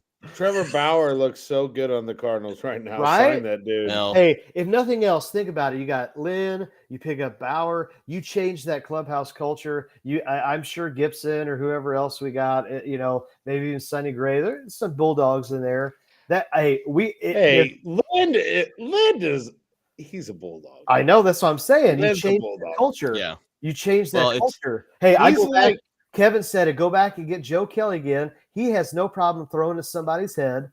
And you know what? Oh, I'm a big fan of Joe Kelly. Oh, yeah. No, I'll always be a fan of Joe Kelly now. He threw a pitch through his own bedroom window one time. He threw his kid in a father-son game. Yeah. But Lynn's the kind of guy that would lead the league in nose hair. Joe Kelly's cool. The team that we've got to kind of watch for with both Ohtani and Bauer is the Giants, because the Giants have money to throw around. Yeah, but nobody wants to go play in San Francisco. Well, I'm just saying, but for enough money, they may go play in San Francisco. Well, I'm going to tell you right now. Pick him up. Well, I don't think they can. I think they're about maxed out on the money part. They've tied up a bunch of money in Put it on a credit Rodriguez. Credit card. Post-date check. You might want to wait to cash that. This is an IOU. It's just as good. Hey, but now they're talking to Yankees about the Yankees might trade for Juan Soto. So they went from not having their left-handed hitters. Hey guys, Toronto's in on that Soto deal too. Guys, the Cardinals need to sign Matt Carpenter because Ron Rhodes is back on the show. Oh my God! Hey Ron, how's it going, Ron Rhodes? Maybe Marp can be another one of the special assistants to the president of baseball operations. Oh my gosh! Please stop! Please stop! Yachty. Do you think Yachty's just going to look at most of the time and just say, "Dude, what are you doing? Really? What are you doing?" He's just going to look at him. He goes, "Yachty, what do you? No, don't do it. No, don't do it. Yeah, don't do it." Yachty can say whatever he wants. Oh, he doesn't need to. He's going to say it in that accent with some expletives with it too. He's not just going to say no. It's a matter of time before Yadier Molina is the manager of the Cardinals. Just mark it down today. If they struggle, even if it's Mozeliak's fault, Ali the puppet will be the first to go, and then they're gonna promote Yachty. You are going to have a fundamental. You're going to have a paradigm shift in St. Louis Cardinal Nation. You're going to have to get rid of, throw the calculators away, and then he'll do it. That so what you're saying is, if anybody's going to be able, someone has to buy out DeWitt. Well, if there's anybody in that dugout that could absolutely do that within about an hour and a half, it would be Yadier Molina. He would go in, he would flip some desks, fire some people, and go all Billy Bean on stuff. Well, except not with the money ball. The thing is it's an interesting thing of how the paradigm shift of the analytics has kind of run its course on some of these teams now, where they're not necessarily. I mean, everybody has analytics and we see the splits and whatever, but they're going kind of back to the but does he get on base and can he hit the ball and not get out? That's San Diego definitely said screw analytics. They got Mike Schilt back, baby. That's right, man. That I am pendulum happy swung. for Mike Schilt. Yes, I am. The pendulum swung all the way over for a while in the baseball environment, and now it's kind of bounced back. It's not going to go all the way back, but it's going to bounce back where they're going to balance out between the two a little bit more than just going all in on the Harvard economic degrees. Yep. So how long does that take before the game changes with all the young guys? How many years of draft? How many years? Because again, it's still taught. Go down it even into Little League. They talk about launch angle. So what point does it go back and they talk about Are you telling me that there's someone down at Twin City Little League talking about launch angle? Yes, there is. Oh, I promise you there is. No, there Well, they don't know what the hell they're talking about. Reel that says, hey, they don't know what they're talking about. And yet so doesn't mean it's not happening. They're setting that team all the way Little up high. League. No, Chris, they're saying there's someone at Twins. I promise you, someone is doing it. Hit the ball in the air. Go tackle that guy. Somebody report him. I mean, seriously, I promise you, there is. Hey, there is look, some all coach over the out there country with a bunch of 11-year-olds saying, "Hit the ball in the air. Get the ball in the air." All right. The fact of the matter is, though, you got a lot of these minor. No, there's not. We got a lot of minor leaguers now who are actually hitting the ball and getting on base. The batting averages on some of these guys who are major prospects are a lot higher than what they used to be. The batting average, not the OPS, not the on base percentage. It's the batting average. I mean, damn it. If you got the bat in your hand, I want you to hit the ball and get on base. I want that number to be higher. If that number is higher and you can take a walk, then you can help us. I want to get back to where we have the guys who hit 30 home runs and drive in 120. Until we get, when you know that's happening is when guys get on base and they're hitting 300 ahead of those guys. Until we get back to that, Jarvis, Jesus, go to bed. Until we get back to that part, it's not going to be the same. We want that pendulum will not have swung all the way back. It'd be the same problem. So we better sign Paul DeYoung again then. What? Please stop. All right, so we're going to do a complete shift here because we got to talk about this now that we don't have one of the members of our show on here to give his opinion. But last week in the Missouri high school football state championship game, I believe that's Class 6, between Liberty North and CBC. Liberty North won the Class 6 state championship, but the game was called with 3 minutes and 3:15 left in the game. Give or take. I'm not sure exactly. The referees stopped the game after several skirmishes and questionably illegal hits. A couple of ejections, unsportsmanlike stuff. Fellas, the story actually was that one of the coaches of the teams asked the game to be stopped for the safety, as he put it, the safety of the players and kids and everybody. That was the team that was losing. Correct. Yes, that would be by CBC. 30, I think, at that point. I wasn't going to just... Well, obviously, if Liberty North beat CBC and the team that was losing was the one that did it, I think the math works. A little bit of research would have figured that out for whoever. Well, true. Let them research. So, I guess the question we have here, and then of course we'll use another thing where I guess it was a couple weeks ago at the Gideon tournament, we had some fans from Caruthersville getting into a skirmish at the tournament to the point where schools within the Boot Heel Conference voted that Caruthersville could not compete in the conference for the year. So we've got some issues with, either fans or players. Why are we losing control here in our high school sports? Why are we even in this situation to begin with? What's you guys' thoughts? But that's not good. I mean, you're just going, Well, I never didn't like the idea of just ending the game. At Well, that I mean, point, yeah, we can go back to playing it that out. part, but It's I'm a just saying. state that up, but- championship game. Take your medicine and move on. Because here's the thing: Yeah. I watched the clip where the QB got hit. Now you could sit here and say, did he really need to get hit? But because he was clearly going out of bounds. It wasn't like he was trying to gain extra yards. If that was Mahomes, yes, that starts a sideline brawl. If that's Mahomes, so I understand from that point. But at the same token, it was a legal hit. It wasn't like it was illegal. He was in bounds, but it happened because it was right by CBC sideline. That Mahomes hit was in bounds. I'm Mhm. sorry. That should not have been flagged. That the one you're talking about this weekend, that Right. should not have been flagged. That Right. was horse shit. Well, And- it's a culture of some things that have been going on in some instances, Mhm.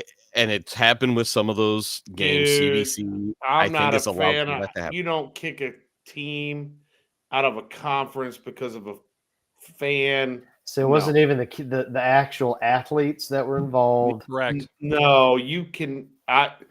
Here, okay, I'm gonna say that. Brad Gerling, who I went to college with, is the superintendent at Crothersville right now. Mhm. He used to be the head football coach. Good dude. Mhm. And man, you're putting some people in some situations that Mhm. they kicked them out of the. Okay, here's where my brain goes. Something had to precipitate that. It's not like you don't go from 0 to 100 like that. There had to be precursory events probably down there. And like, again, you don't wake up and it's a major event. There had to have been other instances either this year, in the past. In the state game, it wasn't like it was one team. It was both teams. Mhm. I don't know. Yeah. In the game before it's Yeah, that's again, and depending on who you read and what you read, they talked about how, I guess, because this was CBC going for the third in a row, and I guess they had played Liberty North a couple years back, and CBC thumped them, and so this was a get back opportunity for Liberty North, and they weren't going to call off the dogs. Hey, I'll go lose a state championship game by 100. I don't care. That means I'm there. That means the kids are there. They get to experience it. They're going to have those memories. And you know what? Hey, that's fine. But again, just the sour grapes of, well, 3 minutes left. No. Well, I mean, we ahead, saw Tim. a local school go and get Oh, run they into a got. buzzsaw Oh, curry.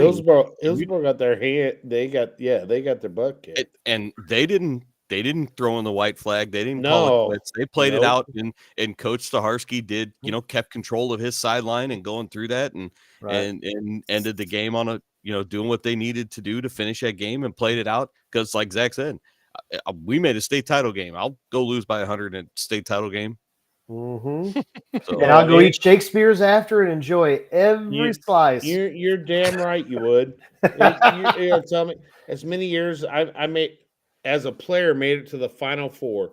If we would have beat Columbia Rockbridge any one of those years, Webb City would have freaking handed us our gosh damn lunch, and I would have loved every bit of it. I would have took Grant Winstrom's ass kicking every play, because every time you went to the bar, I can say I played in a state championship game. How many you played in that game? You didn't play in this. So good restraint, Jarvis. No, I'd take my ass whooping.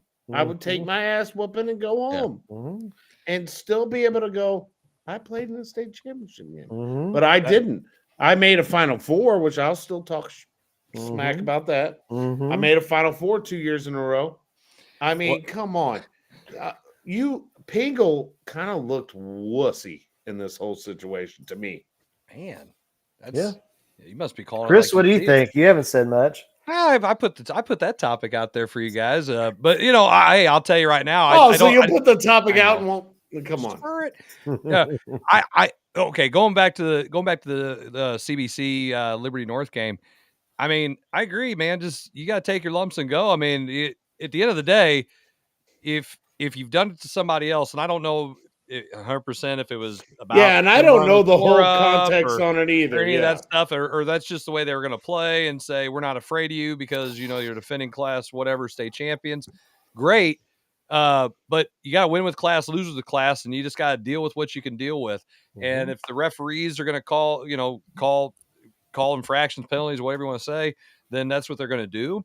And you just have to play within it and you coach your kids up. But you can't act that way. Now, I go back to this. When we're talking, hey, let me finish. When we talk about the fans, It's been a lot of let me finish tonight. well, I mean, I want to finish it while I'm thinking. My ADD will kick in. Yeah. When we're talking about the fans, I don't think that you should kick a team out of the conference for it because the fans. I mean, I think that becomes just hey, we're not going to let these people in our games, and they're banned. You can't punish the kids. I don't like punishing the kids for the actions of adults. Yeah, and that's was it or was it kids? Was it adults again? No, it was adults between Caruthersville and I believe it's South Pemiscot was the other school. I believe it was South Pemiscot. Yeah. So and I think at one point they had a trophy case destroyed at Gideon. So I've seen the video of it. It's pretty brutal. Yeah. So I haven't seen any of that. I just either. look at it as you're punishing kids. I don't. I agree, Dave. You can't control parents. I mean, Sure you can. You're gone. You're gone. I mean, done. Like I can't control though when Dave comes to one of my games and gets kicked out. I'm aware. I've seen it.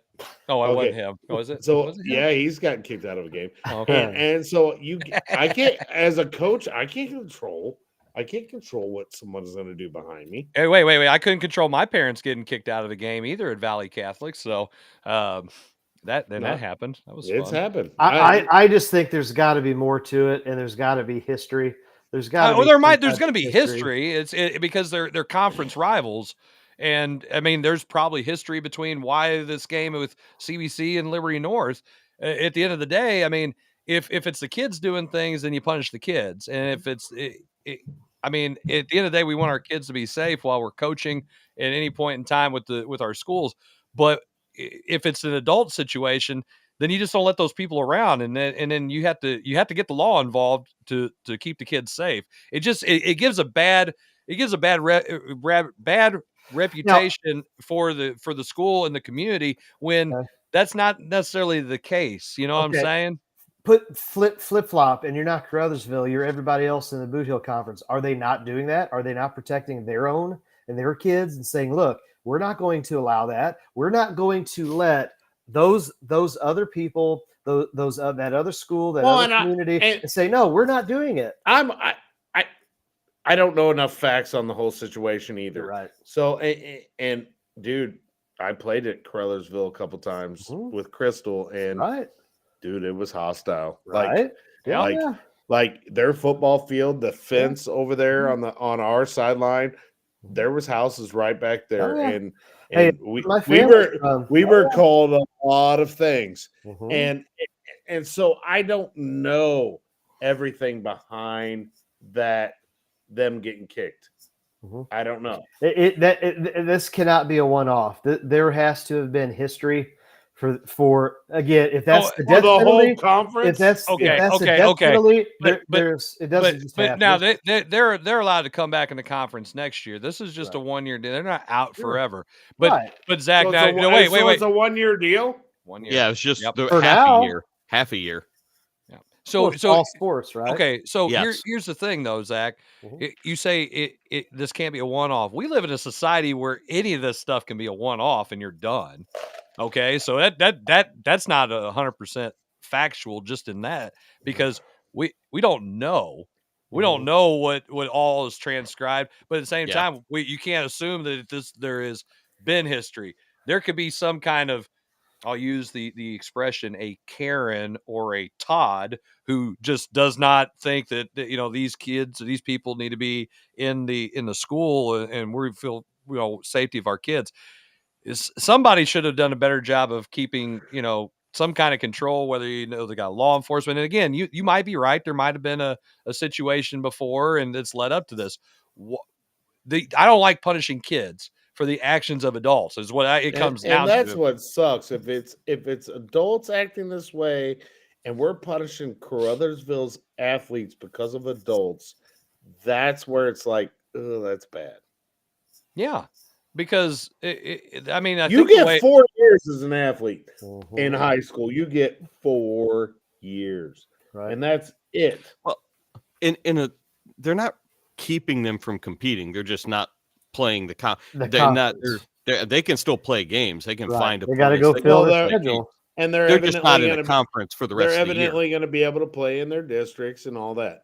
Oh yeah, they're not like banning them from playing. It's just the other Boot Heel school saying, "Listen, you're not going to be part of us this year. You can come back next year, get your stuff figured out together." But you don't. And I know, like, apparently, like Kelly, like some of the schools are canceling basketball games with them, but like Kelly played them last night at Kelly, and Kelly's coach had a lot to say about. If you read that post, I did not get all the way. I saw the post. I did not Coach get all Trimmer, the way through. and he said that everyone was. I mean, like it was good.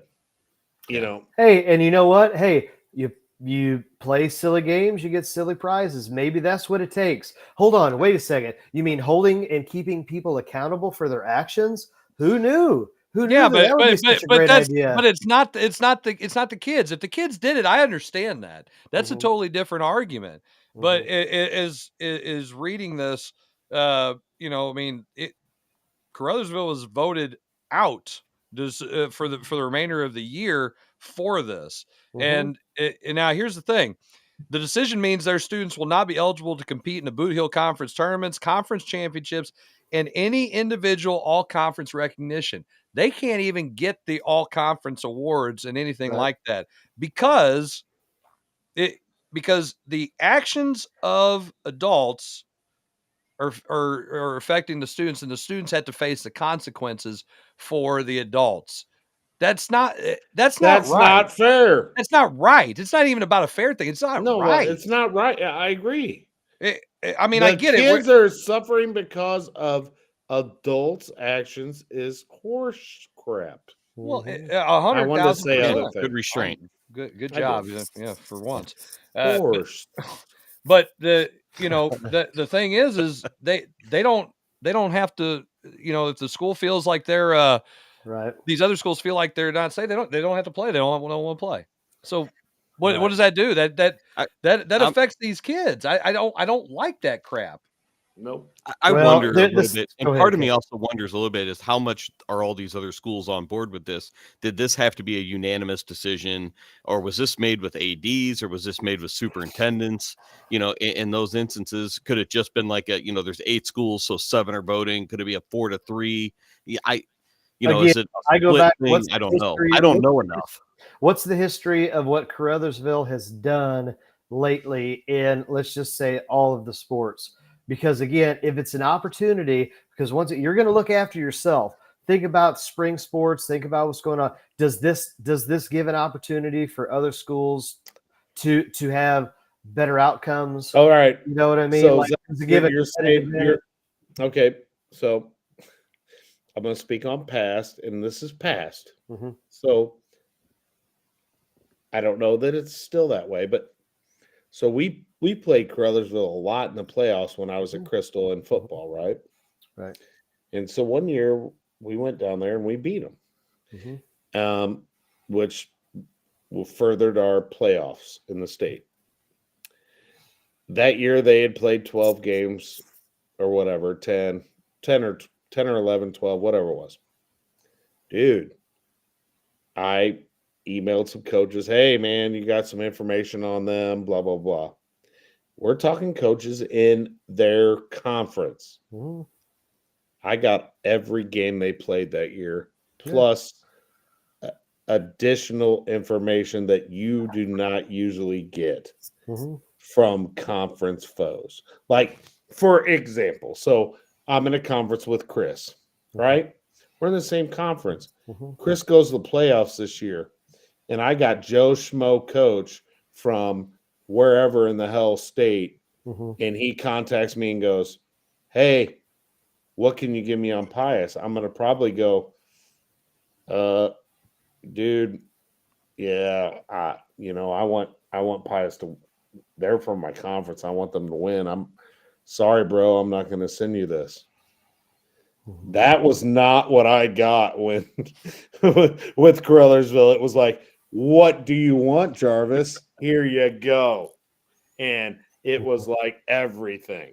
So, and I'm not saying everyone would be like that with Chris, but like, okay, it could be Valroy. And I hate going to Perryville to play game. I didn't know that. But I'm not going to sell out. I'm not going to give all that information to somebody that is across the state. I'm not going to do it. Right. I'm not going to do that for like Phil Tessero. I'm not going to do that. I'm not going to do, so that just tells you.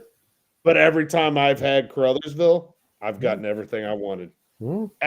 Every time I've had to play them in the playoffs, and that was years ago. And we're talking 10 years. I mean, long time ago. Probably longer than that. Yeah. Yeah. I mean, we're talking 2010, 8, we're talking way back. But people just gave it to us. And it's unfortunate. I mean, I'm sure, and being from the area and actually coaching at Portageville, yeah, it was a ruckus place to play. But all those Boot Heel schools, when you fill up the gym and you're playing, I mean, I personally enjoyed the environments, even if they were a little, I won't say hostile. I mean, hostile from a I love playing at Hope sports Field. environment. I love a hostile sports environment. What was it?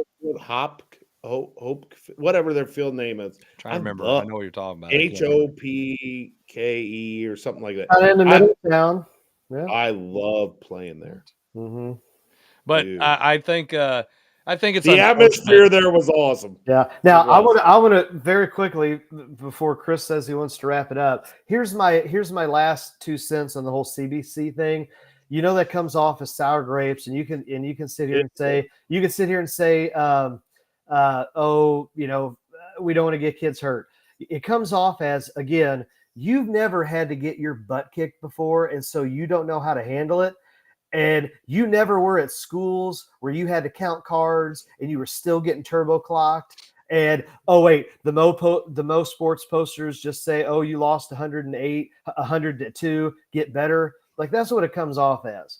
Like, if you've never gotten your butt kicked over and over, then you don't understand what it's like to be on that. You're saying a lot of things I wanted to say earlier, but again,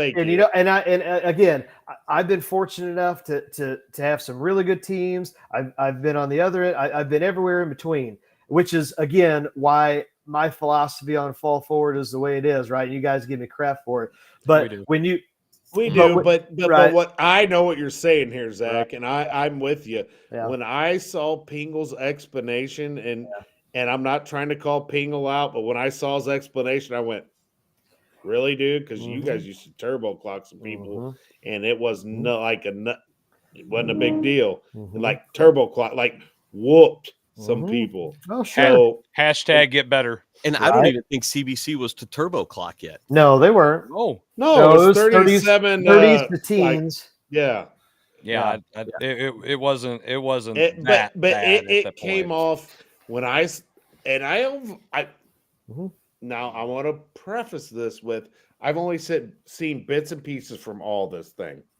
But when I saw his bit, I went. Hey, it's kind of like in our past. You can dish it, can't really take it. Can't be the person who throws water balloons at people, and then when you get hit with one, run in and tell mom so everybody gets in trouble. That just doesn't play out very well. Hey, real quick before we go, you get one comment about it. So I gotta read this because I thought this was insane, and I sent it to you guys in our group message just real quick. Wild story out of Jacksonville: a former Jaguars employee, Amit Patel, is alleged to have stolen over $22 million from the team. Okay, over the past 5 years by exploiting the organization's virtual credit card program via. This is a story from The Athletic. He used the stolen money to buy 2 cars, a condominium, a designer watch worth over $95,000. Some of the money was also reported reportedly used to purchase cryptocurrency and place bets with online gambling sites. It's not, he didn't get like a couple $1,000s. He didn't get $50,000. He didn't get $1 million. He stole over 5 years, $22 million. Like, whose job was it to watch this? Urban Myers. I'm like, what? And I saw that, and I was listening, and I had to reread it. I'm like, oh my God. Hey, that's why Urban didn't mind getting fired. He's got this bag at home. He's Urban Meyer's son-in-law. That's what it is. I mean, he looks just like him too. I mean, like, I don't want to put. I'm kidding. Hey, how the hell do you steal $22 million?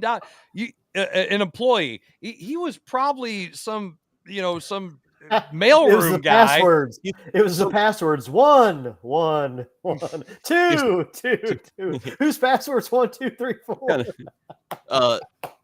He's probably some auditor in their finance office, and he was the one that was hired that was supposed to catch things when this happens. They'll so never it's know. Talk about Shad Khan is just all right. Oops, my bad. 22 million. He's Scrooge McDuck. He doesn't even know it's missing. I mean, think about this. A condominium, a design, 2 cars. Like, the dude's probably rolled up in something that's, it's not a Buick. Okay. It's not an Altima. Wait a minute. It's probably how'd you get that? It's not a 2003 Chevy Silverado pewter that I bought brand new when I was working at Crystal in 2003. No, and if it was, then Exhibit pimped that thing out, and it's got some kind of magic tricks that it does. Exhibit was pimping his ride, huh? I wish Exhibit would pimp my 2003 because the headliner's almost hitting my head now. What he didn't mention is he also purchased a crap ton of Trevor Lawrence rookie cards with him. That's where all the money went. He was on the WhatsApp. It just 22 million. Yeah, wrap your head around that. I had to read it like not noticed.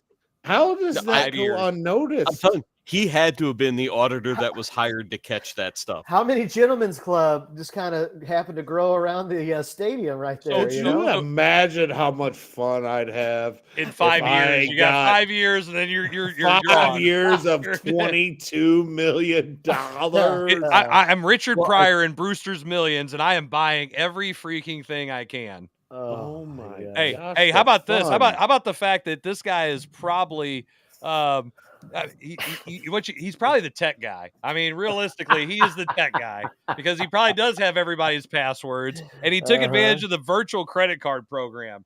So what this whole story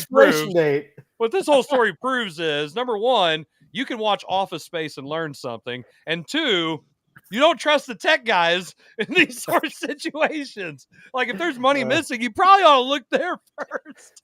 Kevin. I thought Kevin was driving around in a new vehicle last week. Hey, so no wonder Kevin can afford to be in a private school his whole career. Oh, here we go. No, it's because my wife works in a public school. There you go. Well, she must be making some big bucks at a big private school. Or public school, sorry. That's too funny. I thought that was a good one to share to close out the show. Oh my, 22 million's wow. Yeah. I want him. Again. Yeah. Good for him. Oh my God. We're in the wrong line of business. No kidding. I mean, we got to figure out that program they use in Office Space and figure that out and make some penny. Over almost $4.5 million a year. Almost $4.5 million. Where'd that money go? I don't know. I don't know. No idea. I'm on a boat. He's got that Jimbo dude better making more than that. That dude better hope he's got an offshore bank account. That's he's going to some white collar prison. Okay, once he gets out of prison, so that he can. He's got it buried somewhere. Instead of the Wolf of Wall Street, it's going to be the Jaguar on the lane, or so who knows what. Okay, so guys, I just watched the Wolf of Wall Street not too long ago. First time ever watching it. It set the record for the most uses of the F word in any movie in history. Okay, I'm gonna tell you one of my favorite part of the movie. Better do it off the No, air. it can be on air. Okay. Is when he drove the Lamborghini, all right, and Quaaludes. that is, Quaaludes, and he's like, man, I couldn't believe I made it. Like he thought I didn't hit anything. That dude thought he made it, and that Lamborghini was perfect condition out there, like perfect condition. And then he looks at that thing. I couldn't laugh anymore on that part. Leo should have won the Oscar off of that scene alone. Oh, that shit he should have won. Because the new stage of Preludes. Oh, I've never seen someone do so many drugs as in that movie. Oh my gosh, how did them people function? They didn't. Did you not just talk about what he did while he was? Well, that part. But dude, how did he keep it together through that? I mean, wow, awesome movie. It is. All right. Well, we could talk about that one all day long, but appreciate everybody for tuning in for another episode of the Coach's Box. We never know for sure if we're going to be on based on basketball season and all of our schedules. Hopefully, we can be all together in the same place physically at some point pretty soon. But we'll see how things play out. I'm missing some Mexican food. We got to get down there to Joel's. If you're interested in sponsoring the Coach's Box, it's super cheap, $25 a month. You can always reach out to us if you'd like to do that. But if you don't, you just like to watch the show, please continue to do so. We enjoy you guys tuning in, making comments, making fun of us, and then we can make fun of Kevin for not bringing his charger for his laptop like a sophomore. That's McVey. That was McVey. Wait a minute. Wait. It was McVey. You serious right now? You're the worst, Kevin. My apologies. You're gonna let me take the fall. Hey, I was gonna say, or the technology guy, Kevin, having the most internet problems of anyone. That is true too. Stupid Spectrum. Yeah, I understand that. I'm AT&T. I don't know. But appreciate everybody for tuning in for another episode of the Coach's Box. We will see you guys all again at some point very shortly. Have a great night. God bless. Adios. Deuces.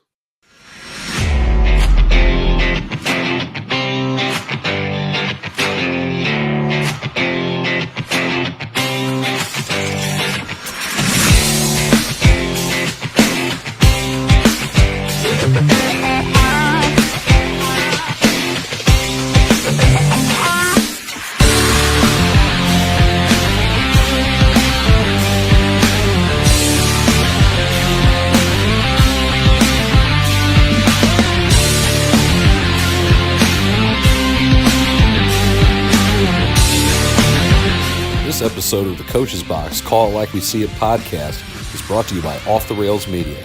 Life's more fun when you're off the rails.